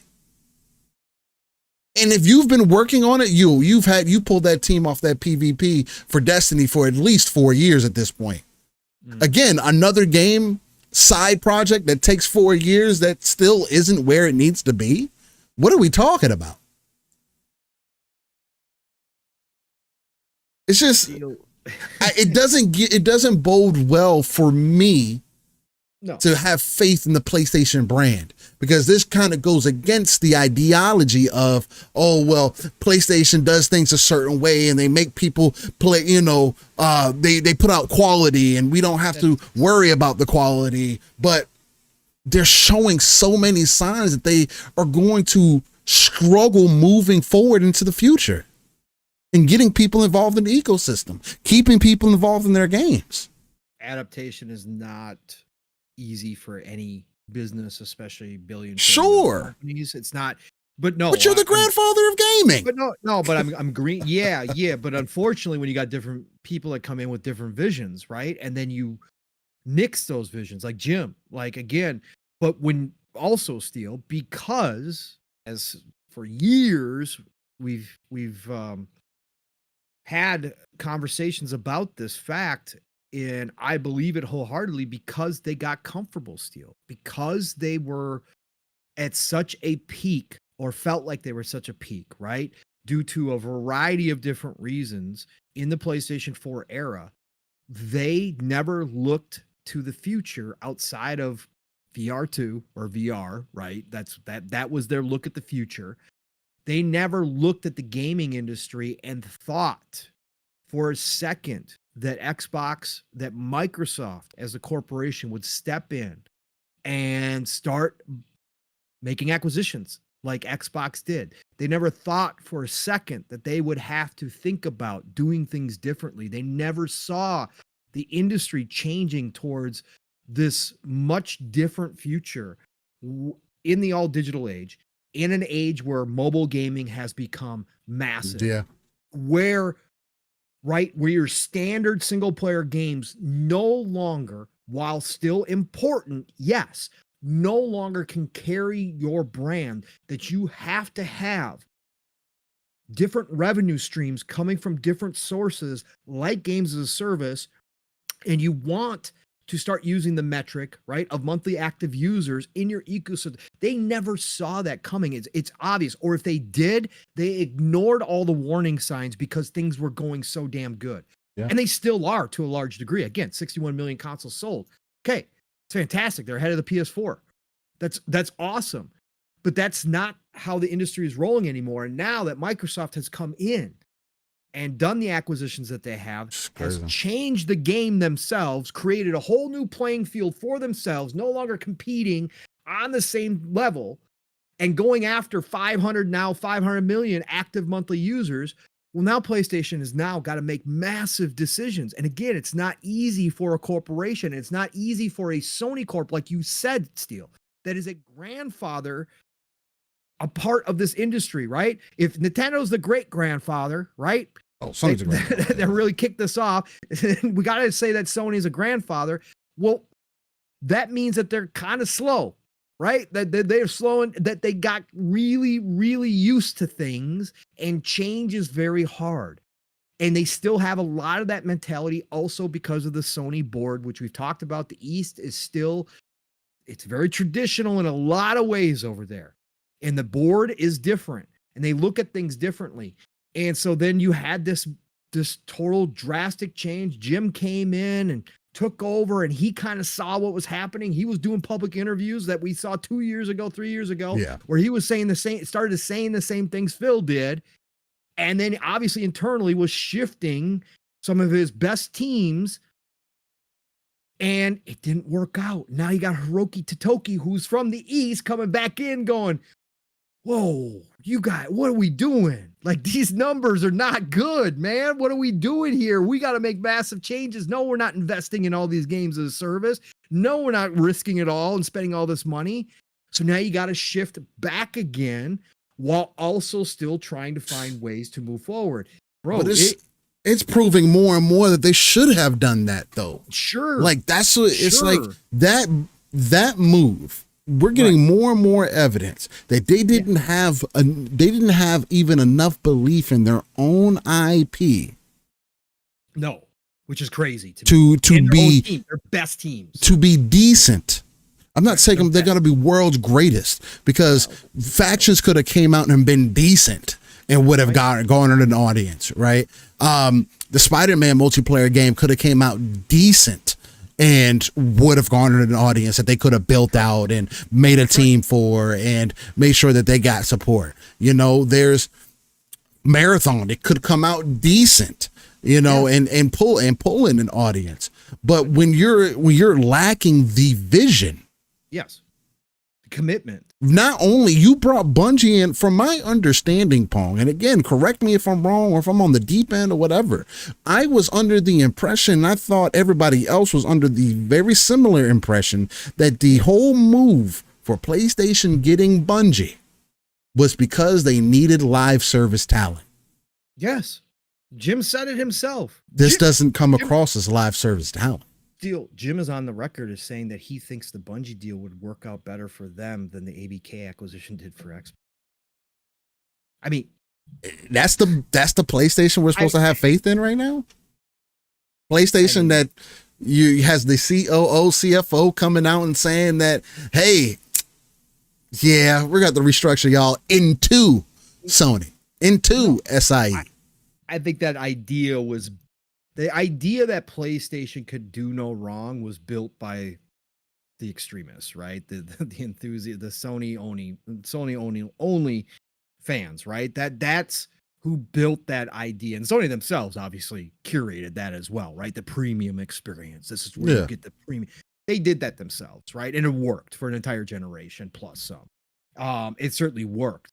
But the idea that they cannot do any wrong is all you have to do is look at their history and know that they have done wrong. They again, PSP, Vita. Yeah. They have done wrong. They shouldn't have stopped. They shouldn't have stopped. They should never have stopped, but they abandon things just as quick as other companies abandon things when it doesn't go right. VR is going to be the next one. VR, they're not. I don't see any way possible. Could you have imagined if they didn't give up on the PSP? They, instead of going to the Vita route, they just did a PSP 2, right? Mm-hmm. And I get the UMDs weren't cheap to do. No, I get that. That's another one of their things. Their proprietary tech they come up with. But and like, I mean, just like Xbox did with their memory card, so they you know, again, you take chances on things to make it the best thing. But make the most money out of it. Yeah. Sony could have taken that PSP 2. Maybe they could have seen that UMD phase really phasing out a lot earlier and swapped it to a digital product where you natively downloaded your games onto that device, and they would be they would already be way further ahead in this conversation that we're having right now, especially in comparison to Nintendo, because they would have been giving Nintendo active competition at that point, right? Yeah, that's why I think Nintendo would have looked at cross and been like, damn, well, we need something that's going to be able to play similar games that Sony has. Correct. Sony's trying to compete in the handheld market. Correct. Vita was basically PSP 2. Okay. So Vita. Right, which I've heard. Yeah. And they should have just stuck out with the Vita. The Vita was way ahead of its time still. One of my favorite handheld devices of all time. I'm not the handheld guy. I own both the PSP and the Vita. The Vita was one of the best. Bro, they had OLED screens before OLED screens were a thing. I heard about that. Okay. They were ahead of the curve yet again, but they abandoned it the minute they didn't sell as much as they thought they should have. They abandoned the hell out of it and left it to third parties to continue to make games for it. And finally, the third parties win because, again, when you don't promote your product, when you're not pushing your product, well, it's not going to happen. They had another product, the PS TV, Steel. The PS TV, I own the PS TV. The PS TV could play Vita games. Oh, that's dope. On your big screen. You plugged it in. It was a little box. Had they continued to they abandoned that. That was one of the fastest abandonments of all time. They abandoned the thing, I think, in under a year. They abandoned it. PS TV, think about that now, Steel. Think about they were on the cusp of when Roku became big, when Amazon Fire Stick became big. They were on the cusp of that market. Had they continued to support PS TV, they're a hardware company, had they gone in and partnered with Netflix, had they gone in and partnered with Amazon, they could have had all the apps on PS TV. It could have been the all-in-one box, plus it plays Vita games. So had they continued to support the Vita with first-party titles, had they updated the Vita, that PS TV could have been your at-home to play the handheld games. It was a Switch before there was a Switch. Yeah. In a lot of ways, they could have transformed that, like you said, given Nintendo a run for their money. Right? Yet Nintendo's always going to be successful because people are always going to buy it for their first-party games. They are the one company that could still, to this day, rely on their first-party titles to sell more than any other first-party titles do. Yeah, 100%. Their attach rate with their first-party titles is astronomical. It is ridiculous. Okay? So Nintendo would have been fine. But yes, they could have pushed Nintendo, but they could have developed that handheld market. Instead, then they switched over to VR and decided VR was the future. So again, my point being, the point being is that Sony has obviously made plenty of mistakes. The mystique around PlayStation comes in large part due to their one style of game that they definitely cultivated, that they convinced people was the way to make a game, to play a game, and it was only available on their hardware. That was the one thing that they did. But they have made plenty of mistakes that shows that they're just like every other company. They go ups and downs. PlayStation 3 was a mistake, massive mistake. The cell processor was a massive, almost bankrupted Sony. The cell processor almost bankrupted Sony. So this idea has been something that just forms within this community, but outside, and obviously mainstream journalism goes along with that because they also write about this and talk about PlayStation as if it, oh my God, they can do no wrong all the time in a lot of ways.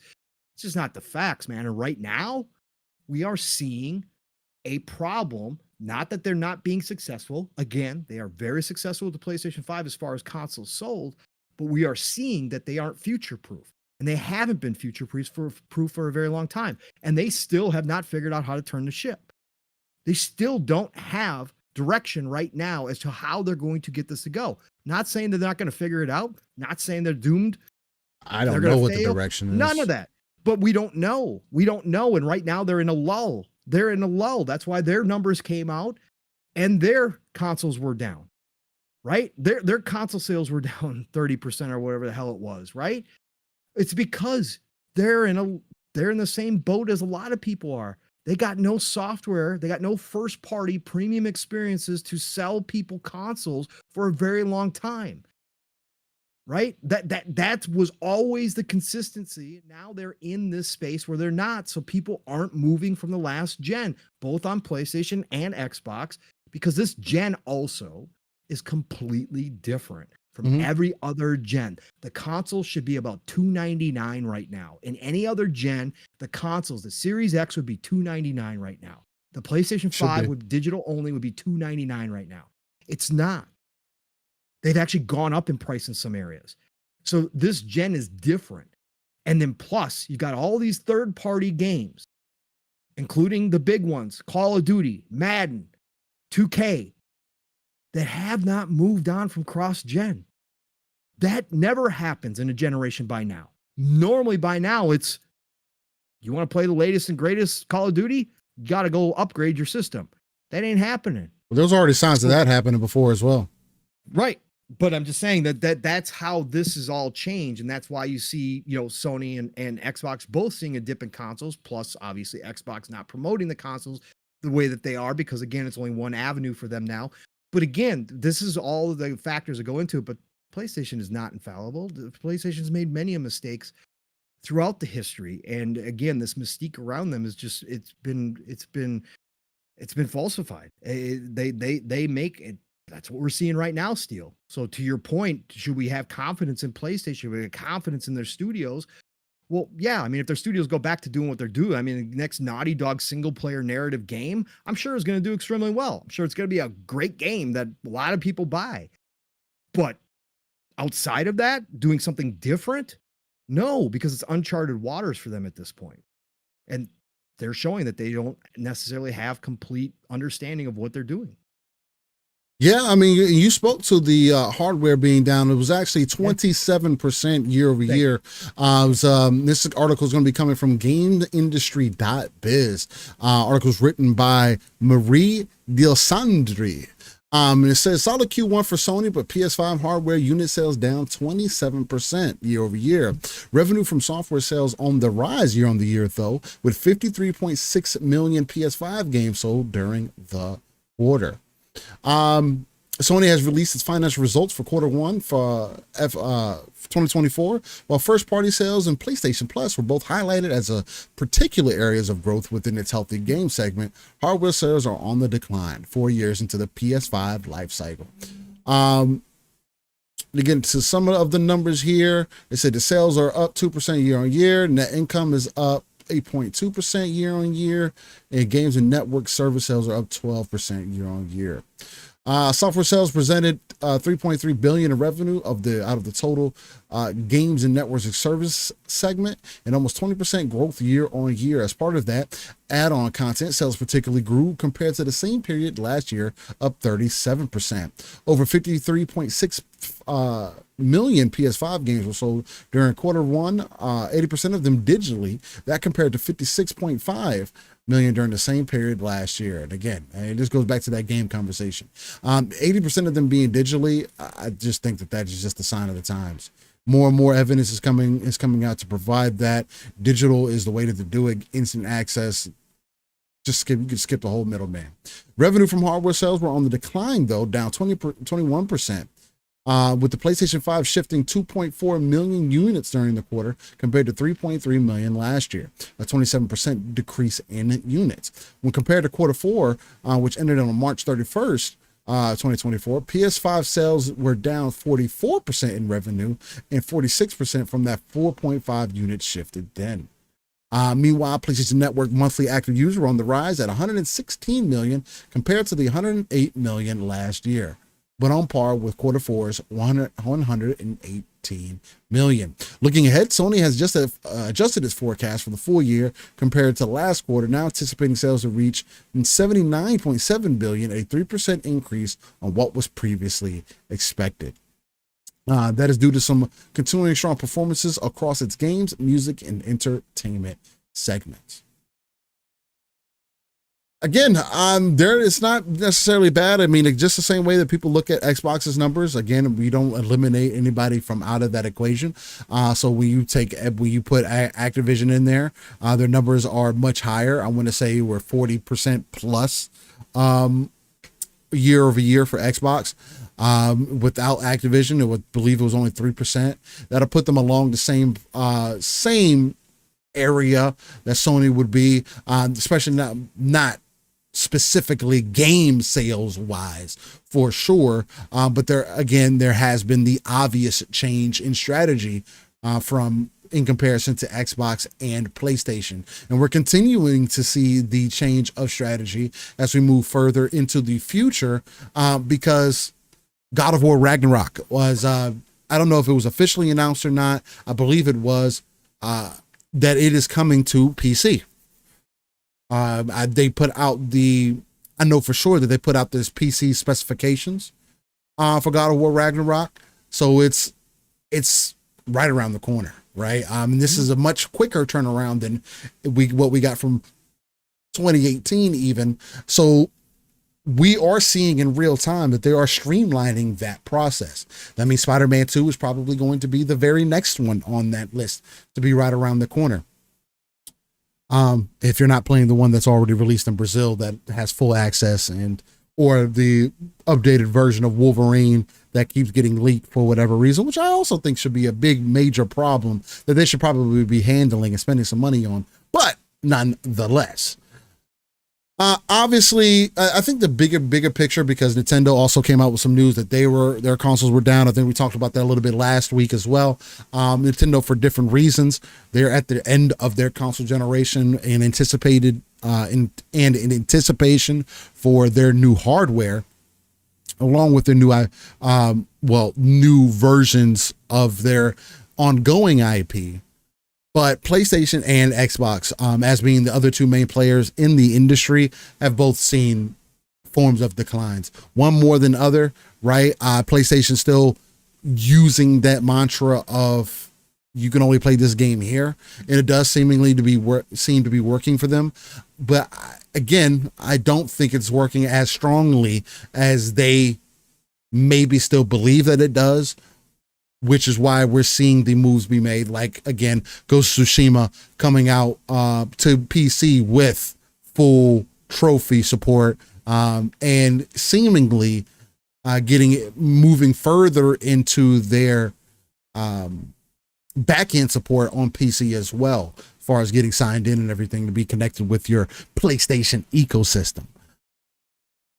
But so I don't have anything necessarily to add on to what PlayStation has going. I still don't have a reason to invest in the platform or the ecosystem, along with any particular games that are over there. Again, I know that can be ironic for some people when I am the third person dude for the most part. Those are the type of games that are over there. But again, I do think that after the point that was made, and Phil Spencer is one of the main ones that always gets looked at for making this point. The generation to lose, or the generation that really mattered more so than anything, was the PlayStation 3, Xbox 360 generation going into PlayStation 4 and Xbox One.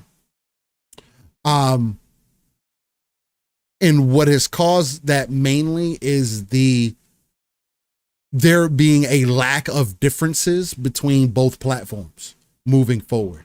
And I don't know, and that's what makes this future for me the most intriguing and interesting is because we don't know what the next step is. Is Xbox really taking a leap forward and things are going to be moving a little bit differently, being planned out a bit differently? Are there going to still be more difference or differentiating factors between the consoles moving forward? Or is it going to continue to be the point that I keep bringing up, which is only makes things more PC like, where we only see little quote unquote changes like SSDs as an example, which is really the only difference between the two boxes, how they use their SSD infrastructure, or how it's implemented, I should say more so. If that's all that we're going to get, is the bigger route for things just to become more PC like. And then I think in turn, sure, both sides can still make their consoles and their boxes, but at that point, it just becomes where is your library? Not one's better than the other per se. It just, they all have access to whatever you need as a gamer, or what one believes in more so than the other. Because again, if Xbox's strategy in trying to bring Xbox to as many people as possible, and especially the games over time, and getting people involved in as many ways as possible, therefore moving outside of the box, if that strategy works much sooner than even Sony is anticipating, Sony being the more hardware-based company, I can see that transition being extremely difficult for them. Because I don't know how much further we can go into the future with just trying to have with people. And again, shout out to all the people who believe that, hey, we need to be paying top dollar for every game that releases. But there's other strategies out there that have proven that that doesn't have to be the only way. And we're only getting further evidence to prove that doing it the way that I think Sony has kind of been relying on, even Nintendo is going to see some changes being made. They're not going to continue to just say, hey, well, we can just continue selling cartridges for people to use. They have to move further into the digital era as well. Again, you're seeing 80% digital over physical. It's an 80-20 right now, seemingly, especially on the PlayStation side of things. So it's like, what is the future truly holding here? Does Sony being down 20% year over year signal a doom and gloom scenario for them? I don't think so per se. I don't think the 40-something% for Xbox considers that he would note that there's a doom and gloom situation happening there either, especially when they have been more upfront than Sony has, as far as being, hey, this isn't just about the console kind of thing, right? So do you have anything else that you want to add on to the hardware unit sales being down for Sony, and this the whole ideology that Sony has moving into the future? And again, this is going to constantly be a point of contention, a point of conversation. I'm not saying that my idea of it is right. I'm just trying to go based off what we've seen thus far, and what the players seem to be putting on the table, and what evidence is kind of following up with. So, I mean, how are you taking things so far as this update goes? This stuff is boring to me at this point now. It used to matter when we thought everybody was going toe to toe, and obviously it was, we thought that was going to be the case, and obviously we all didn't know the generation was going to go the way it was going to go, with a pandemic and recessions and all this kind of stuff that has happened, and having, like I said just a little bit earlier, half of the console gamers on last gen still at this point in 2024. Like, we're a different era, man. I mean, we are a different era. Everything's different. Everything's changing. It's hard to say. And of course, the games that moved us aren't the games that are going to move the new people. That's the thing too. And we don't. There are a couple. Again, had this year's Call of Duty, had Black Ops 6 with all the hype behind it right now, Steel, had they come out and said current gen only, it would have moved people. College football 2025 supposedly moved some people. Okay.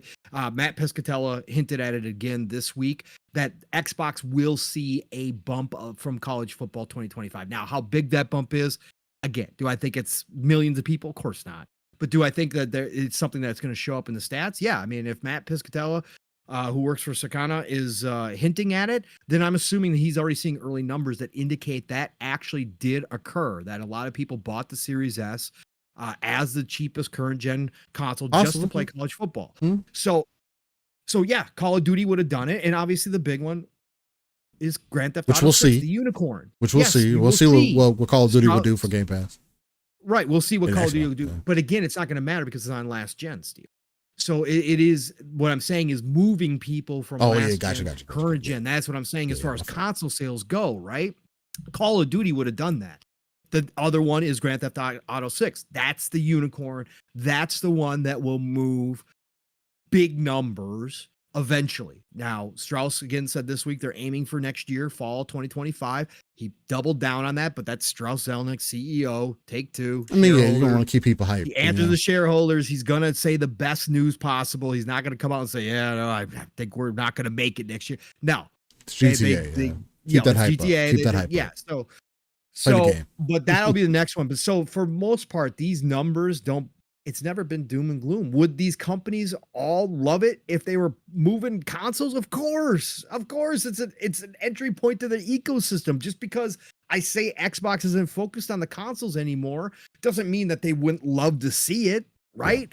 Yeah. They wouldn't love to see more people on the series console. Of course they would. That means they're accessing the ecosystem, right? So yes, they would love for this to happen. PlayStation, same thing. They can sit back and say, hey, we're ahead of PS4 pace, 61 million sold. That's fantastic, right? Yeah. But would they like to see more? Of course they would. This is freaking business, and them more so than even Xbox, because they haven't built out they haven't built out their ecosystem the way that Xbox has as of yet. They're working towards it. They're moving in those kind of directions.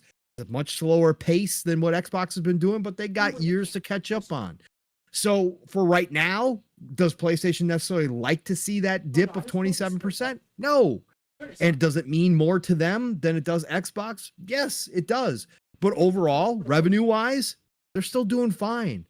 And again, on the Xbox side, not to go back because we're talking about PlayStation, but on the Xbox side, this whole thing about taking out ABK out of the numbers, we got to stop that. This is business. The deal's done. It's theirs. They're a part of Xbox now. They're a part of Microsoft. They count. There is no taking it out and saying, well, if that never happened, then they only grew 3%. No, it's part of the reason why they went and spent $70 billion, right? It's a part of the reason why they did that. So you got to count it. But for PlayStation, again, not doom and gloom. It just makes sense. There's nothing moving people from the last gen to current gen. There's nothing right now in the PlayStation lineup that are pushing people to move, right? If Spider-Man 3 were on the horizon, maybe we'd still be seeing them sell, right? That's something that does move for PlayStation because there's a lot of Spider-Man fanatics out there that need to get it. And if Spider-Man 3 becomes current gen only, PlayStation 5, the only place you can play it, I think it would move some people from the PlayStation 4 community into the PlayStation 5. So they would probably see that bump, but they just don't have anything like that right now. That's just a simple fact. Astrobot's great, but it's not going to move people. Okay. Nobody's going out and running out in droves. Okay. Yes, there will always be some people, but there's not going to be droves of people moving to PlayStation 5 to play Astrobot. Okay. It's going to be up probably for Game of the Year. I said that jokingly, half jokingly, because I knew it probably will be. But it's not going to do what the big games do. So these numbers are what they are. And in the grand scheme of things, right, if you're taking big picture view, it's a small piece of a much bigger pie now, right? We no longer, especially on the Xbox side of things, only focus on console sales. And as far as Nintendo goes, I already made my statement. It's end of life for Switch. Everybody who wants a Switch at this point almost owns a Switch at this point. Yep. Everybody's waiting on the Switch 2. Of course, their numbers are going to be down. Technically, I don't care what anybody wants to argue. That's last gen hardware. Okay. That's a last gen machine. That machine has lived longer than most consoles ever do and should. Okay. Because it's Nintendo. So of course they're going to see dips in their console sales as well. And then that's not even to speak on just generally what's going on in the world. The economy still sucks. People Groceries have not dropped in price. Okay. The cost of living has gone up for nearly everybody, especially in America. Cost of living has gone up around the world. Yeah. Everybody's in recession. By a lot. Interest rates are through the roof. None of that has been fixed. None of that has been resolved. All right. So think people are going to buy consoles willy-nilly? Money. Yeah. Yeah. So it's not like a $500 purchase is on everybody's budget. Okay. That's just not the situation. Again, had we been in a standard console generation, had these consoles been like $299 and let's say the Series S was pushing $149, yeah, you might see some more movement, right? You might. But the way it stands now, no. People are happy to sit on their last gen consoles, play the current games and Dip shitty. down. They don't care. The masses don't care about 4K 60. Right? They just know that they're playing Madden. They just know that they still get to buy Call of Duty. They still know they get to go buy 2K every year, right? They're good. And if they're a PlayStation 4, they've gotten almost all the PlayStation games have come to last gen as well. So they're good. They're playing what they want to play. They have no reason to budget in a $500 console at this point. Pure and simple. That's where I'm at. Steel, you still there or are you lost? No, I'm here. Oh, okay. You were frozen on my screen. Holy shit. Oh, was I? Yeah. Oh. Hopefully it wasn't nothing crazy. No, hopefully not. I heard you shout at somebody and then that was it. Oh yeah, no. Yeah. I had dude come take the grass, cut the grass. But yeah, now we're shouting out Dip Down Anime. He pulled up and said he's a member for 4 months, put on under the Horde of War tier, and he says LSS Lego. Appreciate you, Dip Down. Yeah, man. People cutting your grass? Oh, Steel's living large. Yeah, I always have somebody who cuts my grass, my front yard. Man, I told you. I think secretly you're a trust fund baby. Yeah, all right. Yeah. No, not here. I don't know, chat. How many of y'all have people cut your grass? I really don't think it's that big of a deal, but when did the maid show up? Well, no, never. I wish. I wish. Good Speaking for you, of Ron Fletcher still plays Dreamcast. Good for There you you, go. Ron. Dip Down said, you stupid. All right. He said, have someone cut my grass. Yeah, man. Someone's cutting my grass, man. That's how we get down out here. If I need to cut it, I'd cut it, but I don't have to. So, you know, There's gators hiding in that grass. there could be, there should be. Job, man. The way as fast as the grass we cut be growing. God damn. Dude shows up looking like Rambo just to cut the grass. Nah, Gotta shoot some gators. he just they just come over shorts, sandals, and a t-shirt. Liar. Shirt, sandals, and a t-shirt, Liar. ready to go. Just ready to Bro, go. He's got the 50 cal strapped to the back. He's ready to rock and roll. He's got a couple grenades for those big patches. of Nah, gators. just a pack of I know. Newports. That's all he needs. Jesus. Hey, that's all it was. He had some shorts, some cargo shorts, some sandals, a shirt, a Coca-Cola shirt, and a pack of Newports. That's it. That's how they get it done. This has been a conversation point this week as well. Speaking of GTA 6 won't be on a subscription service day one because Take-Two's decisions are rational, says CEO. This is coming from Eurogamer.net. I'm so done with this. It goes on to say it is our job to outperform the industry, and the only way to do that is generate big hits. This was published on today. This is by Vicky Blake. You can go back about 6 months and see the same article, and you can go back about 12 months and see the same article where they asked Strauss this question over. This is the most recycled fucking interview I've ever seen. I don't understand why they keep asking Strauss the same damn question, Steele. I don't. Like, what? It's not going to be different answer, but go ahead. Sorry. No, you're good. Cause I mean, that's going to be essentially my point as well. Boss Strauss Zelnick said the company is not tempted to put its game on subscription services like Xbox Game Pass on day one because our decisions are rational. Talking to our sister site, GameIndustry.biz, Zelnick said that while he accepted offering a frontline title with a premium price in a subscription service day and date, will push consumers to that subscription service for at least a period of time. It won't affect Take-Two's decision not to offer AAA games on the subscription services on day one. With 15 immersive core games on Take-Two's books for 2026 and 27, one of which is GTA 6, of course, as well as one indie, 5 mobile games, and 3 remasters, Zelnick says his company's job is to outperform the industry. And the only way to do that is generate big hits. And I think we have all the necessary elements to deliver that. There are modest tailwinds, which are positive, he concludes. It is our job to outperform the industry, and the only way to do that is to generate those big hits. And I think we have all the necessary elements to deliver that. Zelnick was asked about the film's less than stellar reviews for Borderlands in his Q1 earnings call, and whilst he called the look and feel of the movie terrific, Zelnick told investors that its performance wouldn't have a financial impact on Take-Two or indeed the Borderlands franchise itself.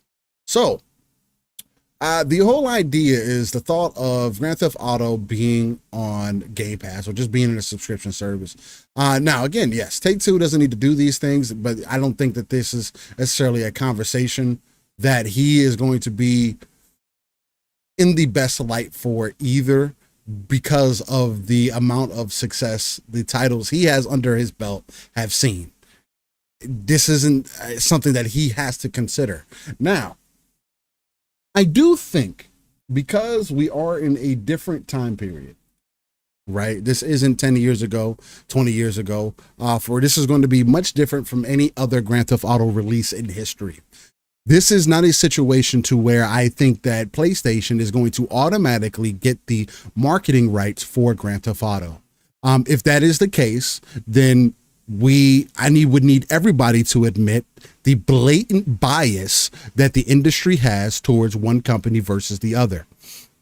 Because that's what that would show me, right? Because there is no other reason. This time around, GTA is enough of a beast on its own that it does not need either platform to partner up and sell their game.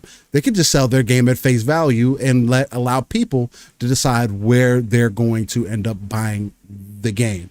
Now, I do think, because Xbox has done similar things in the past, I do think that it would be smart and ideal if Xbox were able to find a way to cut a 1-month deal, 3-month deal for Grand Theft Auto 6.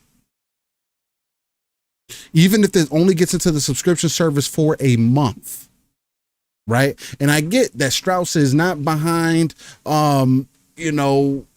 putting his games into a service. I'm not saying that it has to be there permanently. Xbox has cut deals with other developers for short-term deals.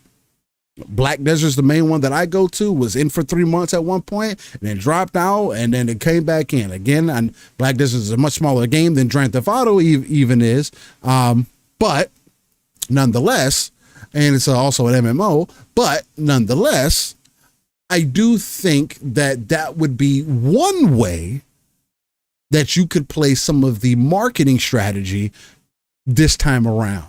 Instead of exclusivity to one platform, the other, missions, or whatever else the case might be, you make it available everywhere, but within the first month of release, Xbox cuts a deal and says, hey, for the first month, you can get it on Game Pass.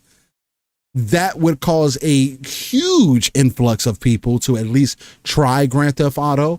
And then after that, people would have to make the decision and probably would be kind of almost forced into buying the game on whatever platform that they tried it out on, right? Which could be possibly Xbox. I'm just saying that that's a possibility of what could happen, and it would be very cost effective as well for Xbox to drop that kind of a bag. Because I think it would get the traction. First month of GTA being out, if you're able to, try out Grand Theft Auto 6 on Game Pass, along with some other possibility that they have, I think could be a very strategic way of using some marketing strategy, right? Now, is that possible? Is that likely? I don't think so. Not at all. I think this game is just going to sell by its own merit, which is, I think, where a lot of the confidence where Zelnick has is going to come from. There's no reason why he would have to feel otherwise. Yeah, I mean that's essentially the biggest part of how I feel about it. I mean, of course he's not going to see it because he doesn't need to see it. But it doesn't mean that a deal couldn't be worked out in some way or another. Pong, I mean, I know you were getting into it a little bit here, but how are you feeling about Strauss's comments here? I know it's not the first time we talked about it, but with some additional details behind it. No, I mean, again, Strauss. I've given my praise to Strauss. He's an intelligent business dude, and he actually does understand the industry better than a lot of the CEOs that run some of the gaming industry. He actually does, even if he's not. I don't expect him to be a gamer. He does get things. I expect nothing. He's made these statements multiple times for the franchises that are his core business franchises. There is zero reason, unless he wanted to experiment, unless they themselves wanted to experiment with a 2K. Yeah, that's what I would say. Like EA or Ubisoft, right? If they wanted to experiment that way, that'd be the only way I ever see him doing a subscription deal outside of years after release, right? When they plop it into, Game Pass, PlayStation Plus, for a couple months or a month or whatever, which has happened, right? His games have showed up. Grand Theft Auto 5's been there. Red Dead's been there. Like, they'll do that from time to time. He'll take a small bag, drop it in there, and then remove it. He doesn't need to. His franchises don't in any way, shape. He knows what Grand Theft Auto 6 is going to do out the gate. He knows what 2K is going to do every single year, right? He knows. Like, these are huge franchises. Red Dead, the next Red Dead's going to be massive. Why would he, in the business model that 2K's in, right, as a third-party publisher, why would he ever cut a deal? Like, that makes zero sense. The deal would be so astronomical to make sense from their side. Like, that the other companies, whether it's Xbox or PlayStation, it would make no sense to them to upfront that kind of money, right? It just wouldn't make any sense to them. So yeah, no, Strauss is absolutely correct. And I don't take his language as offensive, right? Because basically what I'm saying is, if you look at 2K's business model, if you look at how Strauss runs the business and what their shareholders are looking for, it is common sense, right? It's pretty telling. Like, he doesn't, I don't know how many times he has to say it. Like I said, I'm more frustrated that journalists keep going back and asking Strauss about this. Like, his ideas are going to change. Like, all of a sudden he doesn't expect Grand Theft Auto 6 to be the highest selling game of all time, break all records, probably even pre-sale. It's going to be the biggest pre-sold game of all time. It's guaranteed cash. Right? And so to me, yeah, it's obvious. Like, no, from their standpoint, it doesn't make any sense. Now, what has happened, even with a franchise like 2K and the sports franchises in general, is those have started coming into Game Pass on a regular basis, right? 2K comes in a regular basis now towards the end of the year because it is a yearly release before the next one really starts ramping up and gets launched. They take the bag and put 2K into Game Pass. It has sold as much as it's going to sell. They get a boost from, Xbox paying them a bag. Xbox gets the boost because some people who didn't play 2K will start engaging with 2K. They jump in there. They might buy, right, some of the packs, right, some of the VC coins, right? They might buy some of that, which brings money to both parties' pockets, right? So it's good for both parties because Strauss is getting that small percentage of people who didn't buy the game on a regular basis, who don't buy the game on a regular basis, to jump in. And maybe the next go around when the new one releases, those people will convert to a day one buyer, right? Because they love 2K so much now that they tried it. Right. So that's a win-win situation in those scenarios. But day and date, putting a game like that, no. Why would he? He does. That's not the style of games they make, number one, right? Grand Theft Auto, right? Online, anybody could jump into. It's monetized to hell. People spend their money there nonstop. They've been printing money. But the main game, why would that go into Game Pass? He knows he's going to sell a shit ton. Like, it does. So, yeah, I think that Strauss is once again reiterating what he has said for years. And I don't know how many different ways he can say it. for their business, it makes 0 cents. For their type of game, it makes 0 cents. For their franchises, it makes 0 cents to do that subscription service unless they want to try their own. But Strauss has not been a believer, and he's made that clear in subscription services. He likes the old sales model, believes in the old sales model, and that's the way he's going to run it. And it's worked for 2K. So shareholders are happy. Strauss is happy. That's all that matters. He answers the shareholders.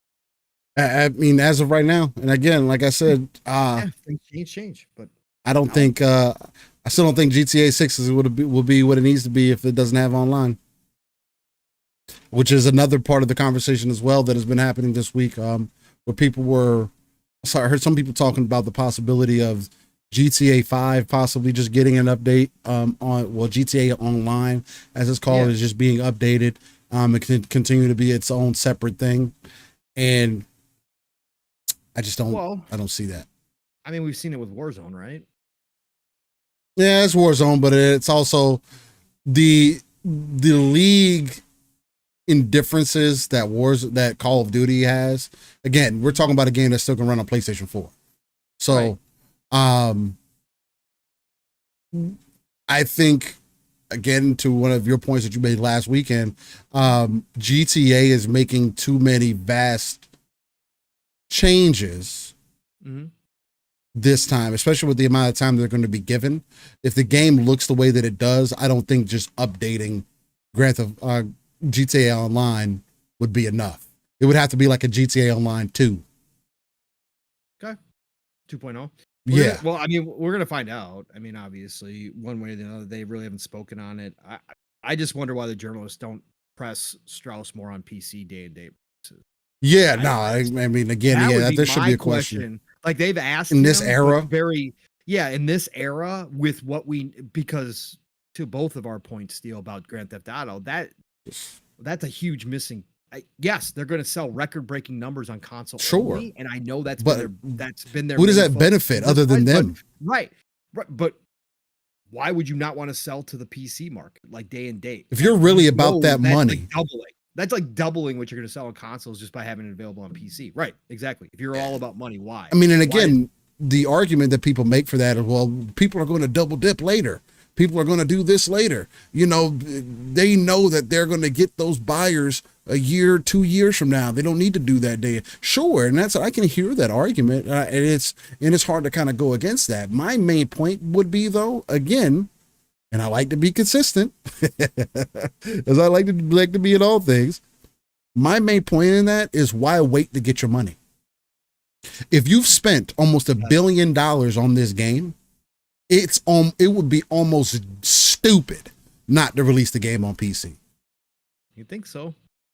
That's why I would like to hear more in-depth conversations with him about it. Like, really, because I know his basic line is, we like to focus on making the console versions the best. But that's where our home is. But I'm always going to fight back on that, because we are in a completely different generation. Past Grand Theft Autos, Grand Theft Auto 5 was made to be on 360. Mm-hmm. Yeah, right. To play on the 360. It came out in that last year, transferring into the Xbox One. Bro, if that is the case, we are on Series. We're almost 2 generations later. We are. Bro. Yeah. We are. When you started developing for GTA 6,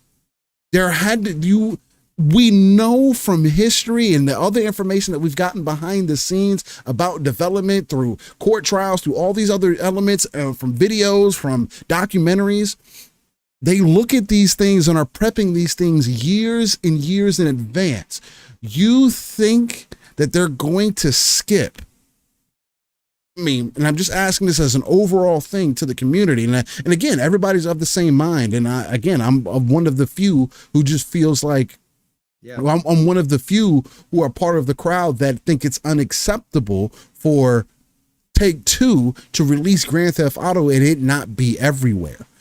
And my main reasoning for that is because everything is on the same architecture now. This isn't different. If everything is going to be next gen only, then there's no excuse for why it can't be on PC. Because you have lesser studios releasing their games on PC day and date at the same time that they're releasing their game. Hey, if Space Marine 2 can do it, then why can't Take-Two? Right? But they're supposed to be those people. And like when we talk about studios and the talent of them and what's possible, we got to take in consideration everything. Sergeant says, still, that's true, but they know regardless of what the PC crowd says now, if GTA 6 is available on PS5 and Xbox Series, but not on PC, they'll buy console versions of the game. That's sure. But I can tell you right now that PC players do not give a fuck about Grand Theft Auto like that. It is not the game that y'all think that it is. No. It's not the same. It is. Grand Theft Auto has always been more of a console standout than it has been for PC. But because of what they have started with Grand Theft Auto Online on PC, that is why I'm saying that I don't think 6 is going to not have. 6 is going to have online as well, right? Because that is what you have set up now. Right? That is the baseline that you have set up. You didn't have to do online for GTA 5, but you did. You did the same thing with Red Dead. So now you're telling me you did the same thing with Red Dead 1? Like, you're telling me that this is something that you want to do. So I would have to believe that 6 is around that corner. And GTA is definitely a platform mover for sure. And I do think that people will buy consoles, but I don't think it is the amount of people that people think that are just going to, who are PC players, are going to buy the game on console. Because you're not going to be able to do the things that you can do on PC that you can on console. It's not going to be the same. And that for a lot of people, that's what keeps them in there. GTA's story is not enough and has never been enough to keep people there or to be a reason why you sell that game. So I'm telling y'all, at least in my eyes, the biggest thing that Grand Theft Auto has right now to work off of is all the hype that they have created with Grand Theft Auto 5, meaning online, meaning the interchangeability of both, the creation of everything. And if PC players have a certain experience, then they're just going to keep playing Grand Theft Auto 5. You're not going to give up role play service to go play single player on console, because you're not going to be able to do all that role playing shit on console. There's going to be a lot of things that you will be able to do, and we do know that there are implementing people who were modders, who have made mods to put things in Grand Theft Auto 6, but it is still not going to be anywhere close of what is possible. Grand Theft Auto 6, when it's just like when Skyrim or Fallout or Bethesda releases their games on PC. The game on PC and the game on console is two different goddamn games. Sure. Just trying to use that as an example, right? Yeah. And I just don't think there's just a lot that's going into it, a lot that's like unknown, especially now as well, and a lot that is different this time around. That it's hard to say that. Yes, I do think that Grand Theft Auto will be a console mover. Main reason being, it's not going to be last gen. It's going to be current gen only. That alone is going to move consoles by itself, right? For all the people that I'm talking about. Sergeant says it doesn't matter what the PC gamers have to play. It doesn't matter that they don't normally bend the knee. They're going to get on the knees and be wearing a wig for Daddy Strauss. PC market is much different from the console market, Poison says, similar to how different mobile market is from console and PC. Yeah. That's kind of what I'm speaking to. Decado people will figure out how to emulate GTA 6 on PC before our mass exodus. That's what I'm. They will continue to play Grand Theft Auto 5. They will continue to play Grand Theft Auto Online before they move over. It's gonna be an interesting experiment because Grand Theft Auto is been the same. Grand Theft Auto has been out for 2 generations. We don't have necessarily a lot of games in that category. We do not have a game as popular as GTA, okay, in that category at all. It is a unicorn. This is going to be like a one-time experiment where we get to see a lot of things answered, like whether or not PC people will go buy the PC only crowd. Yeah. Will go buy a console, right? And how much power GTA does hold over the previous gen and moving people to current gen, like you said, Steel. And a big question is going to be the online. To your point, it is. I think personally they're going to have to, because they missed out to what you were just speaking on, right?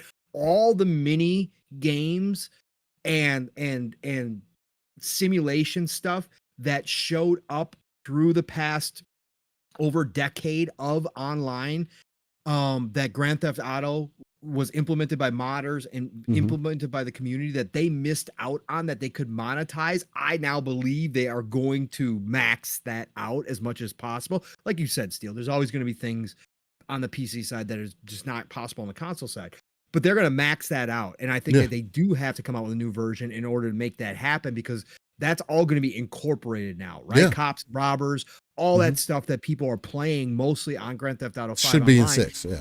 It should be in 6, and because 2K is going to be able to make money off of it, right? So they're going to take advantage of that. That's why they hired people out of the modding community to go implement this stuff. So I do believe there has to be a new version of online coming at some point, right?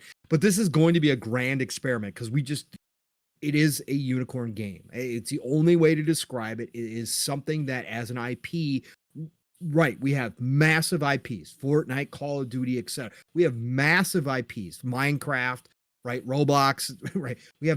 We have, but we don't have one with that holds this much power over core gamers like this, right? That holds this much. So this is going to be one where we can sit back and see stats and see how things play out and go, oh, wow, okay, well, we didn't know that was going to happen. And if Strauss holds the line, and 2K holds the line and they don't put it on PC day and date, we're going to see that answer too. Like, if Sargent's right, then Sargent's right? Maybe we'll see more people buy in. Do they buy an S? Do they which is fine. PS5, the Xbox Series, which is X. Yeah, but it's going to be curious to see how much we see if in the console shift, both from last gen and the PC side, if they hold steady and don't release day and date in PC. So.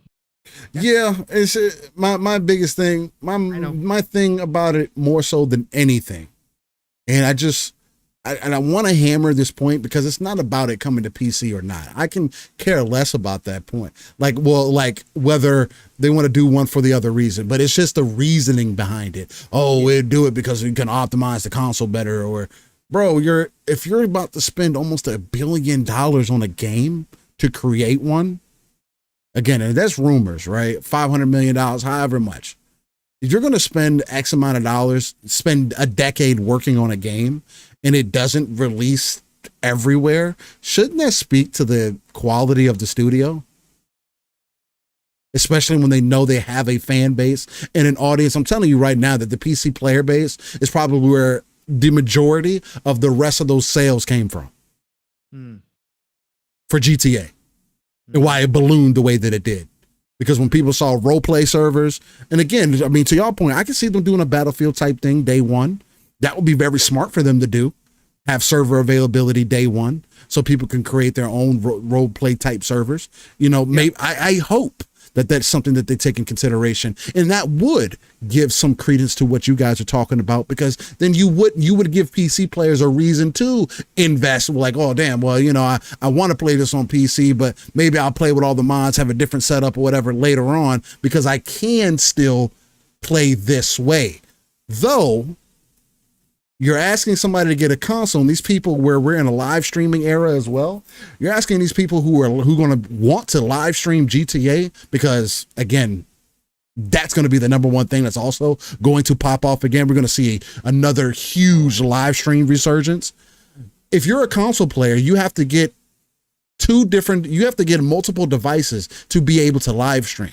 If you're not doing it directly to Twitch or whatever else the case might be, which you could through console, but you don't have access and the options as you would if you used a capture card in a laptop, a capture card in a computer. Whereas with the computer, you could do everything directly from the computer. You know what I mean? So there is those advantages, and there are going to be people. The reason that people play on PC is not just for gaming. And that's the thing that I want to continue to also hammer in, is because the people that I am talking about that y'all think are just going to buy Grand Theft Auto or to buy a console for Grand Theft Auto are not going to move when they use the computer for other things. They're going to be like me, and how I like to talk about my single player games, where, hey, the game is just going to be better later. Like, how do you guys think that Stellar Blade is going to be on PC? It's going to be a completely different experience. You know what I'm saying? Like, well, yeah, because hold on. I mean, that's a different thing. It's going to be a completely different experience. It's just, there's a lot. What's so fun about Grand Theft Auto 6, at least for me, and this is as somebody who is I would consider myself a GTA casual, right? What's most interesting for me is to see how they reinvigorate the industry. How do they move forward, right? I think Grand Theft Auto is like the one game that can demonstrate a true divide in what was possible before. Again, you give me a cut scene, you give me a cut between going from Grand Theft Auto 5 to then Grand Theft Auto 6, and you going directly into a mission, bro, that's going to be enough to sell most people on the game, right? And the things that you can do, right? Finally taking everything that you've done in all your GTAs and putting them in one game, right? Especially with the whole workout mechanic. I used to love that, which we know is supposed to be in the new one as well. Yes, which is dope. Which is, I always thought was dope. So everything is literally based on you as a character, right? So Sergeant says, that's true, but they need to be careful not to pull a Saints Row reboot. That is something we got to consider as well. The main people who did the story for GTA previously are not there anymore. Yeah. And them going the Bonnie and Clyde route, it's going to be very interesting to see how they go into this. Now, again, they're going to Florida, so there's a lot of shit that you could play with to be funny and be Grand Theft Auto. You know what I'm saying? Like, which I hope that they get into. You know what I'm saying? And I hope they're not scared to jump into. But we're gonna have Steel out in his yard having his dude cut the grass, and there's gonna actually be gators. Probably. Grabbing him off the fucking lawnmower. It's gonna be great. Stupid. No, it's a valid point too. A lot of people said that Fuzzy's been all over that for a long time because of who's left Rockstar. He's always said that he believes that they might not nail this Grand Theft Auto story-wise, writing-wise, the same as the old ones. And it's still a question of how much they temper in 2024 what they used to do, right? Because back in the day, they made fun of everybody. Okay? There was no holds barred. Everybody got made fun of. Are they still going to do it? Now, the trailer seemed to indicate that that they're going to lay into stereotypes, right? That they're still going to play that across the board. But do they pull back a little bit on the reins from what they used to get away with? Because it was outrageous, but that would change. I've said that from the beginning. That would change the tone, and it would kind of dampen even though I'm not the biggest Grand Theft Auto guy anymore, I still appreciated what they did. It would dampen my thought about, Rockstar and what they're doing if they start going that route and censoring themselves, because that, again, they were like South Park, man. They didn't give two shits, man, who they offended. Is that still going to be the case here? So yeah, there's a lot of questions around that, whether or not that's going to be the case. And Fuzzy said all along, he doesn't think it's going to live up the way it's used to, because the main people have left. A lot of the main people did leave, but it might be for the better. We'll see. Again, I always thought GTA 5 was definitely, between 4 and 5. I cared about 4 story somewhat, and 5 I thought was solid. Okay. I don't think they were great. I mean, they can only go up from here, right? If they go back, then GTA just isn't what it used to be. They can only get better, because I do think that 5 was definitely the epitome of a good overall Grand Theft Auto game on a single player standpoint. But 3 different perspectives. DLC. But they no DLC, no DLC. They cut the DLC to focus on same thing's going to happen with 6. Sucks, because the DLC was some of the best Grand Theft Auto back in the day, right? The DLC add-ons were just some of the greatest. So they've already changed a little bit there. But to your other point, I did want to say too, Steel, you're correct. We do know for a fact that, you know, Rockstar time and time again pushes the limits of hardware. And does. The amount of detail in their world is second to none. It really, they are one of those studios. So with Grand Theft Auto 6, they really could show in different ways, right? Because we're seeing a lot of beautiful stuff out of Unreal Engine 5 now that it's starting to work properly. Like, we're seeing a lot of games from a lot of different developers look really good. But as far as world detail goes, as far as the world being alive around you while you're playing, Rockstar is one of the greatest studios of all time, if not the greatest studio of all time in doing that. Whether it's Red Dead or Grand Theft Auto, they've shown time and time again, they know how to build that stuff. This could be on another level from that and really could show off the current gen hardware in a different way than we've seen. So I'm looking forward to seeing that as well. Yeah, 1000%. So shout out to Grand Theft Auto, man. Well, yeah, ladies and gentlemen, I don't have much more to get into on my end unless Pong has something that he has on the docket that he'd like to get into here. But I think I've went down my list, ladies and gentlemen. I don't think I ended up mentioning if I was playing the First Ascendant, but I am. Earlier, you did say when I was talking about, you said you're back into it. Yeah, I'm back into it, but I don't think I dived into it part of what I was playing. Cause I saw Ducato and was talking about it earlier. Yeah, man, right now, I do think I'm at a point to where this is, again, it's not like it's I woke up moment. The problem that I have with PvE based games mainly is that although I love being in the world and want to continue to be in there, I do like to do things that break up the monotony, right? In PvE content, it doesn't matter how you slice it up. It could be different objectives. It's PvE content to me. And only so much of that can go so far. And I think what adds on to that is when you start doing the farming, right? The resonating farming and whatnot, to help put more points into your main descendant or to help level up your weapon. That's where I'm at right now.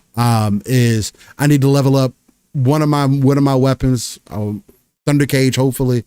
I need to take it past its limits. I can't get the blueprint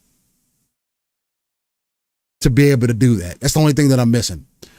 I've done like 15 boss missions, which again, going through the boss missions on normal, I can solo them in less than 20 seconds. But I haven't got it yet in 15 tries. And it's kind of like I want to do, because I do want to progress my hard bosses, because there's some things like certain abilities and stuff that I want that I can't get without fighting Pyromaniac on hard, as an example. And I mean, I could just struggle through it with randos, right? But I can see that I'm still need to be somewhat efficient enough. And I think taking my weapons past that limit is where I need to be at. I know that that's the case. I have about 6. I think I put about 6. I've re-leveled up my bunny about 6 times. I changed 6 different slots. I still need to put two more into her to have her where I want her at more ideally. And that's still not where I want her. Yeah. But yeah, man, I need to grind out to get some more resources and stuff. That's where I'm at right now. I want to do some more hard content. Even doing the hard missions and stuff isn't bad. No, but it can be annoying. Yeah, it can be. I think what I found myself doing is essentially, because I've also been working on grinding up for Thunder Cage again, because getting multiple iterations. Yep. It's one of the easier guns to get, apparently.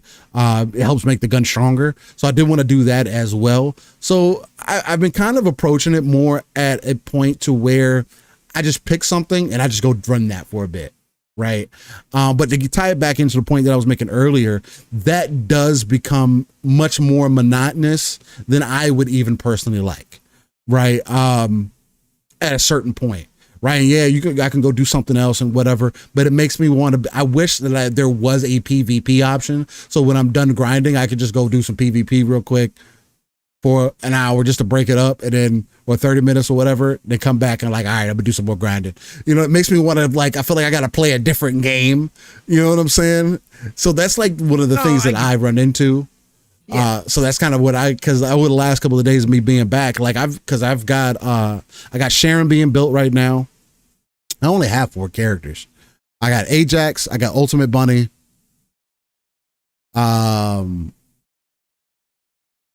I got Sharon, she's being built, and I got Ezio. I wanted to get Sharon and Ezio because I knew they were going to be good for grinding.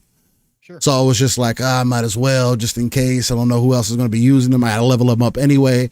I'm about half a bar from 15. So that's just kind of where I'm at in the progression right now. I'm in that resource kind of grind, trying to find all the things that I need. I know what characters that I want to use. I just have to end up unlocking them and just going through being able to level up your weapons and then level up your character as well. Yeah. It's just Bunny has been enough. I don't know how much deeper I'm going to get into all the other characters.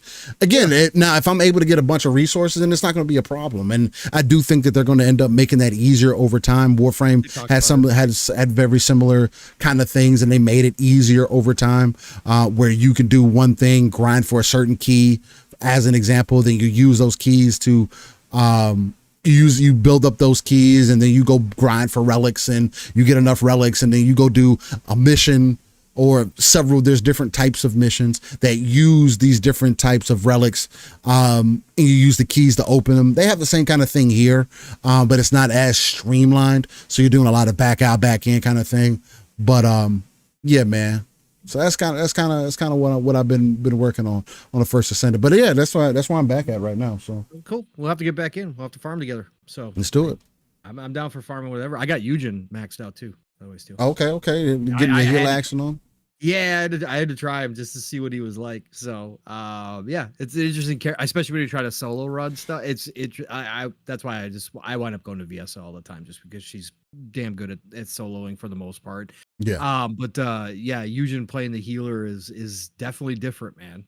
Because he doesn't have any real area of attacks or anything. So like, it's just like, okay, whatever. Is somebody injured? Oh, can I go help you real quick? Because that's what I'm used for right now. So.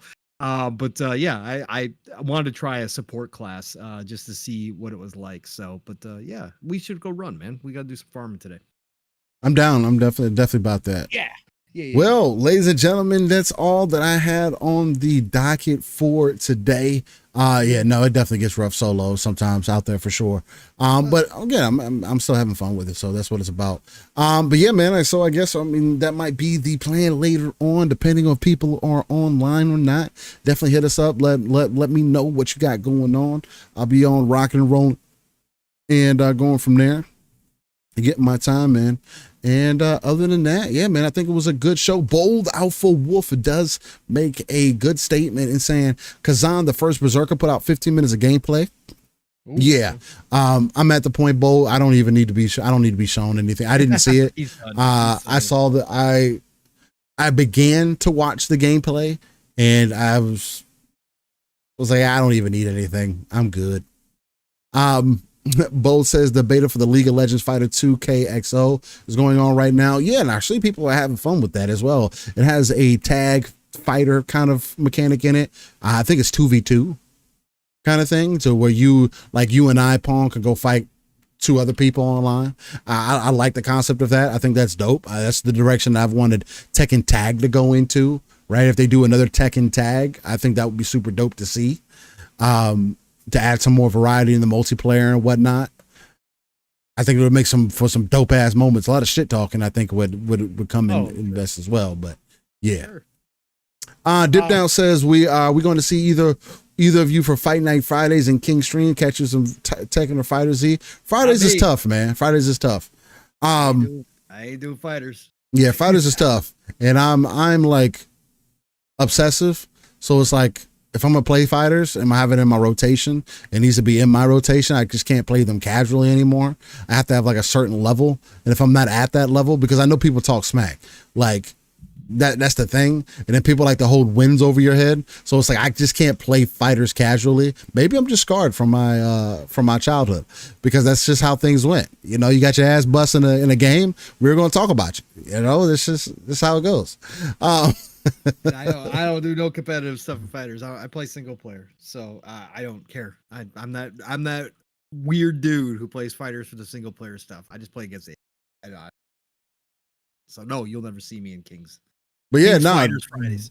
game nights and stuff like that are things that I would like to see more of. Again, Warhammer Space Marine 2 is probably going to be a good example of that as well, because that's just going to be the game that's going to be in rotation. And I don't mind saying that, hey, look, I'm playing a variety of different games that I'm liking to play right now, right? My younger years were filled with my younger years were more so of I let me and my friend group decide what game we were going to be playing. Now it's just more like, bro, I like to play shit, man. You know what I'm saying? Yeah. So that's the way I'll be doing shit. I did want to mention too, real quick, Steel, for anybody who is on PC as well out there, and if you're not a Steam snob who says that they're not going to download any other Epic stores free games? like Epic, Epic's free games right now includes, and you're a shmup fan, if you're an old school shmup fan like I am, right? I can't play them the way I used to, right? I'm not as good. Hand-eye coordination on shmups is necessary, so I'm not as good. I used to be pretty decent at shmups. I'll never say I was good or great, but I used to be pretty decent at shmups. But if you like shmups right now, Epic Game Store is giving away Signy, which is the brand new, I'm talking about, it released this week, brand new game from Konami, a brand new shmup. And it looks, I probably will be talking about next weekend. I'll probably have it downloaded this week. I've already claimed it. I'll probably talk about it a little bit, but it is a current gen shmup and it looks freaking fantastic. They're giving away that for free right now, along with DNF Duel, which is a fighting game, anime fighting game. I know that they don't have crossplay and the community is basically falling off of DNF Duel, but I don't care. Again, I play against the AI. So I got a new fighting game too that's been out for a while, but I never got a chance to play it. Both of those are free right now, but Signy, definitely go check out. If you're into shoot 'em ups, and you like that challenge, this one is looking just awesome. The videos on it just looking so cool. And the fact that in 2024, Konami actually invested in a shmup is crazy. So I'm going to enjoy the hell out of this one. The cutscenes look awesome, man. Everything about it looks just fire, man. So yeah, I just wanted to shout that out. So if you don't mind having Epic Game Store downloaded, go grab it, man. Brand spanking new game out the gate, day one, free. It's fire. I love it, man. Yeah, it is fire. And apparently, there are people playing Black Myth behind the scenes right now. Yeah. Apparently, and yeah. Supposedly, people are saying like, people aren't ready for this one. Okay. I just got an Steel. I just have to know if it is truly action based or it is action. It's more action based.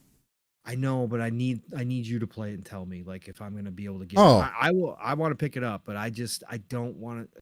My budget is so fucking.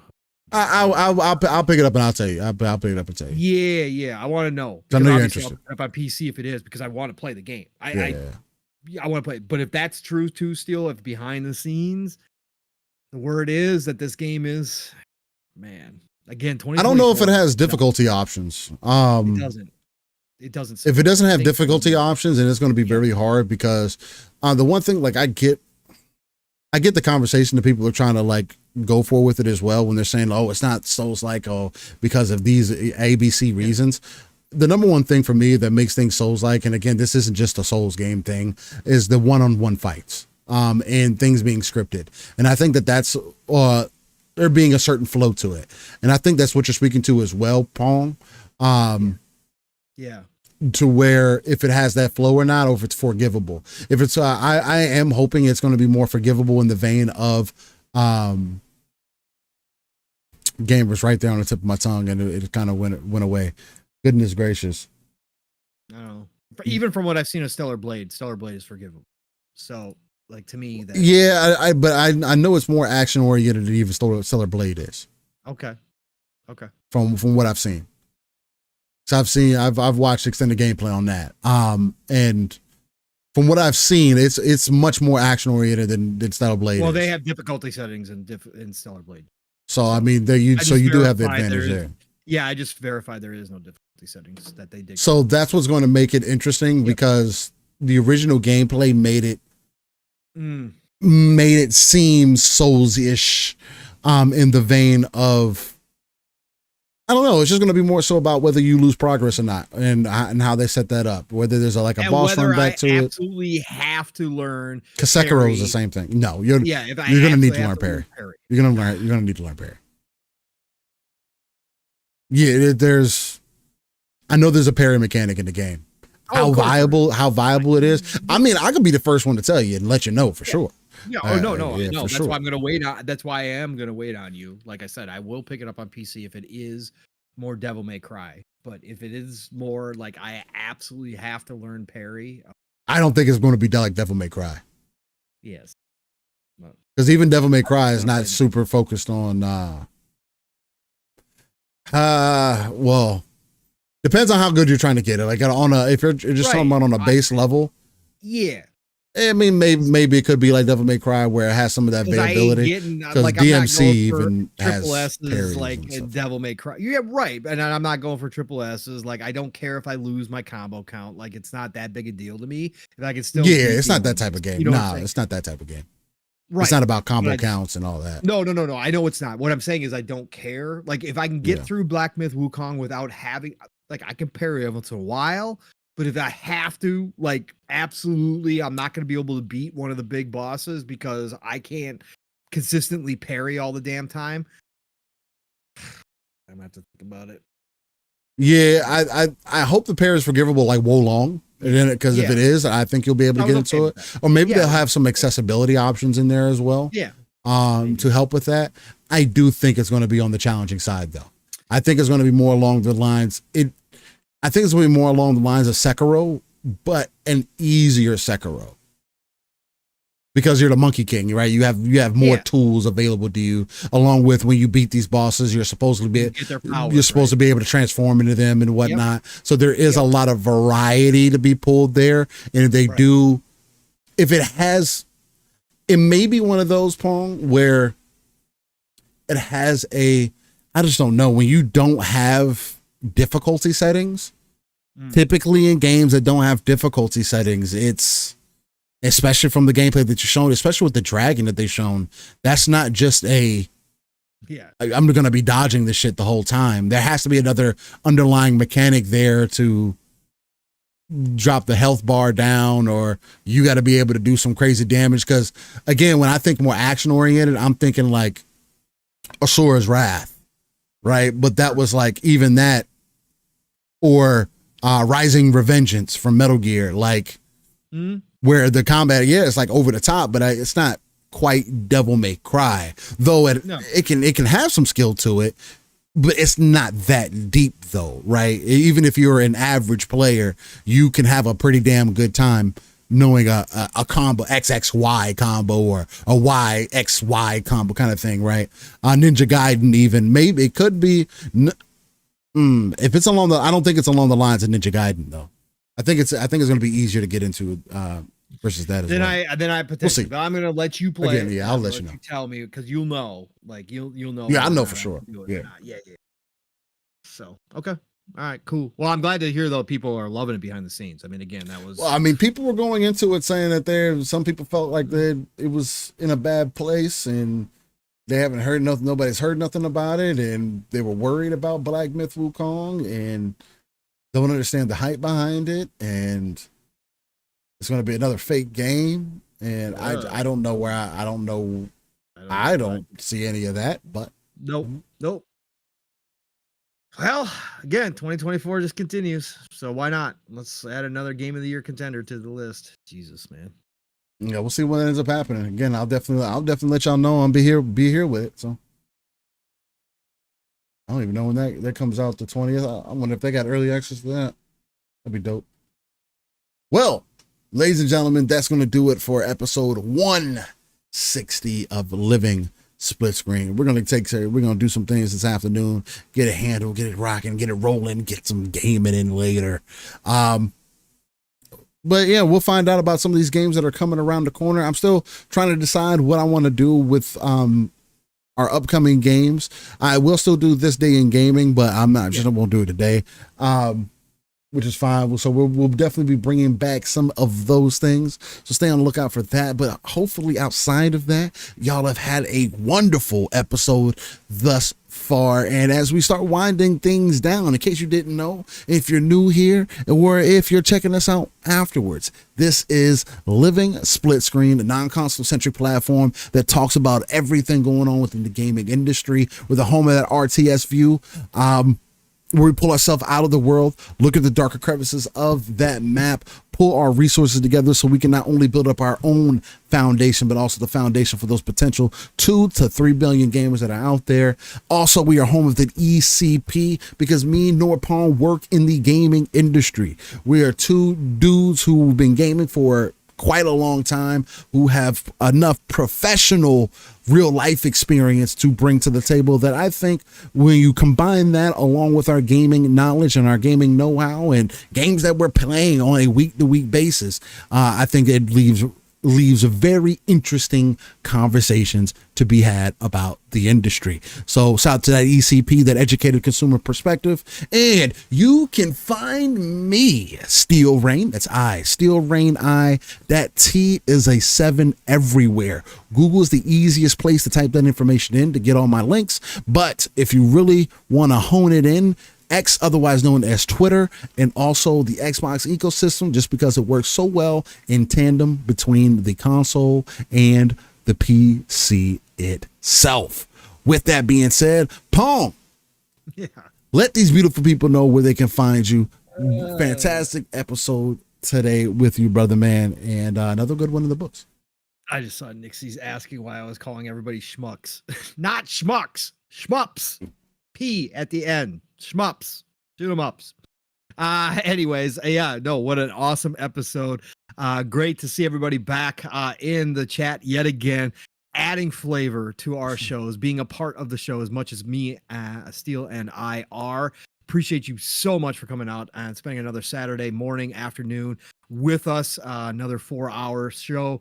Thank you, all of you. Nothing but love and respect to each and every single one of you. Again, only 2 shows this week for me, so extra special getting to spend time with y'all. And of course, with my brother from another Steel, Rain, who just came with it yet again as the host of the show, does it every Saturday, delivers no matter what he's got going on. So thank you, brother, for everything you do and all the behind the scenes stuff, getting the show up and running, man.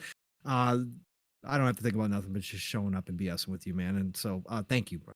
Thank you, man. Man, everybody, listen, you guys know how to find me. Pong Soul on X, formerly known as Twitter. Pong Soul on the Xbox, Pong Soul, Steam, GOG, Epic, everywhere else. Find me, I'll find you back. And then, of course, no shop tonight, but PTK did put out a post this week that we will be back next weekend. So be looking forward to that. So tonight, go find something else to listen to while you're playing all those great games. Plenty of stuff out there. But then otherwise next week it starts all over again. Of course, Tuesdays, I got to shout out the man who just hit 15K. That's right. Double Barrel Gaming's the channel. Boomstick is the man. And of course, Tuesdays, it's all good things green on the Xbox Factor podcast.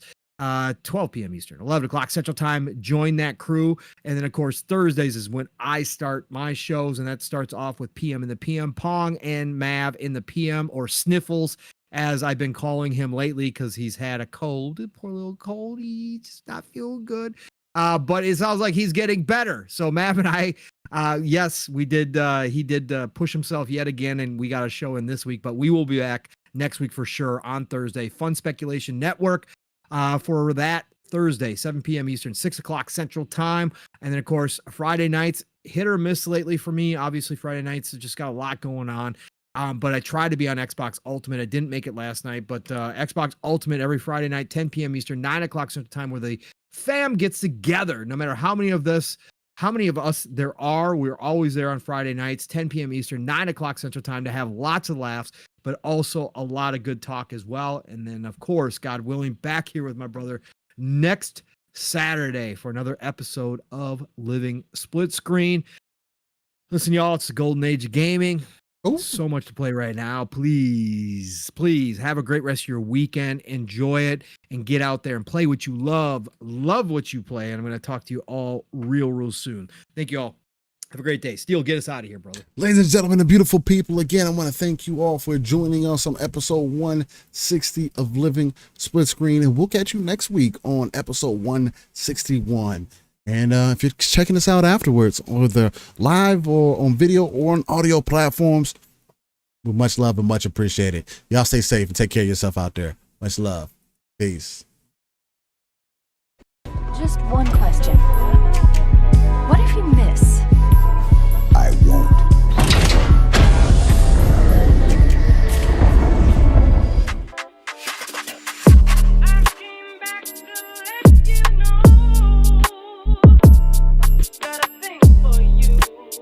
And I can't let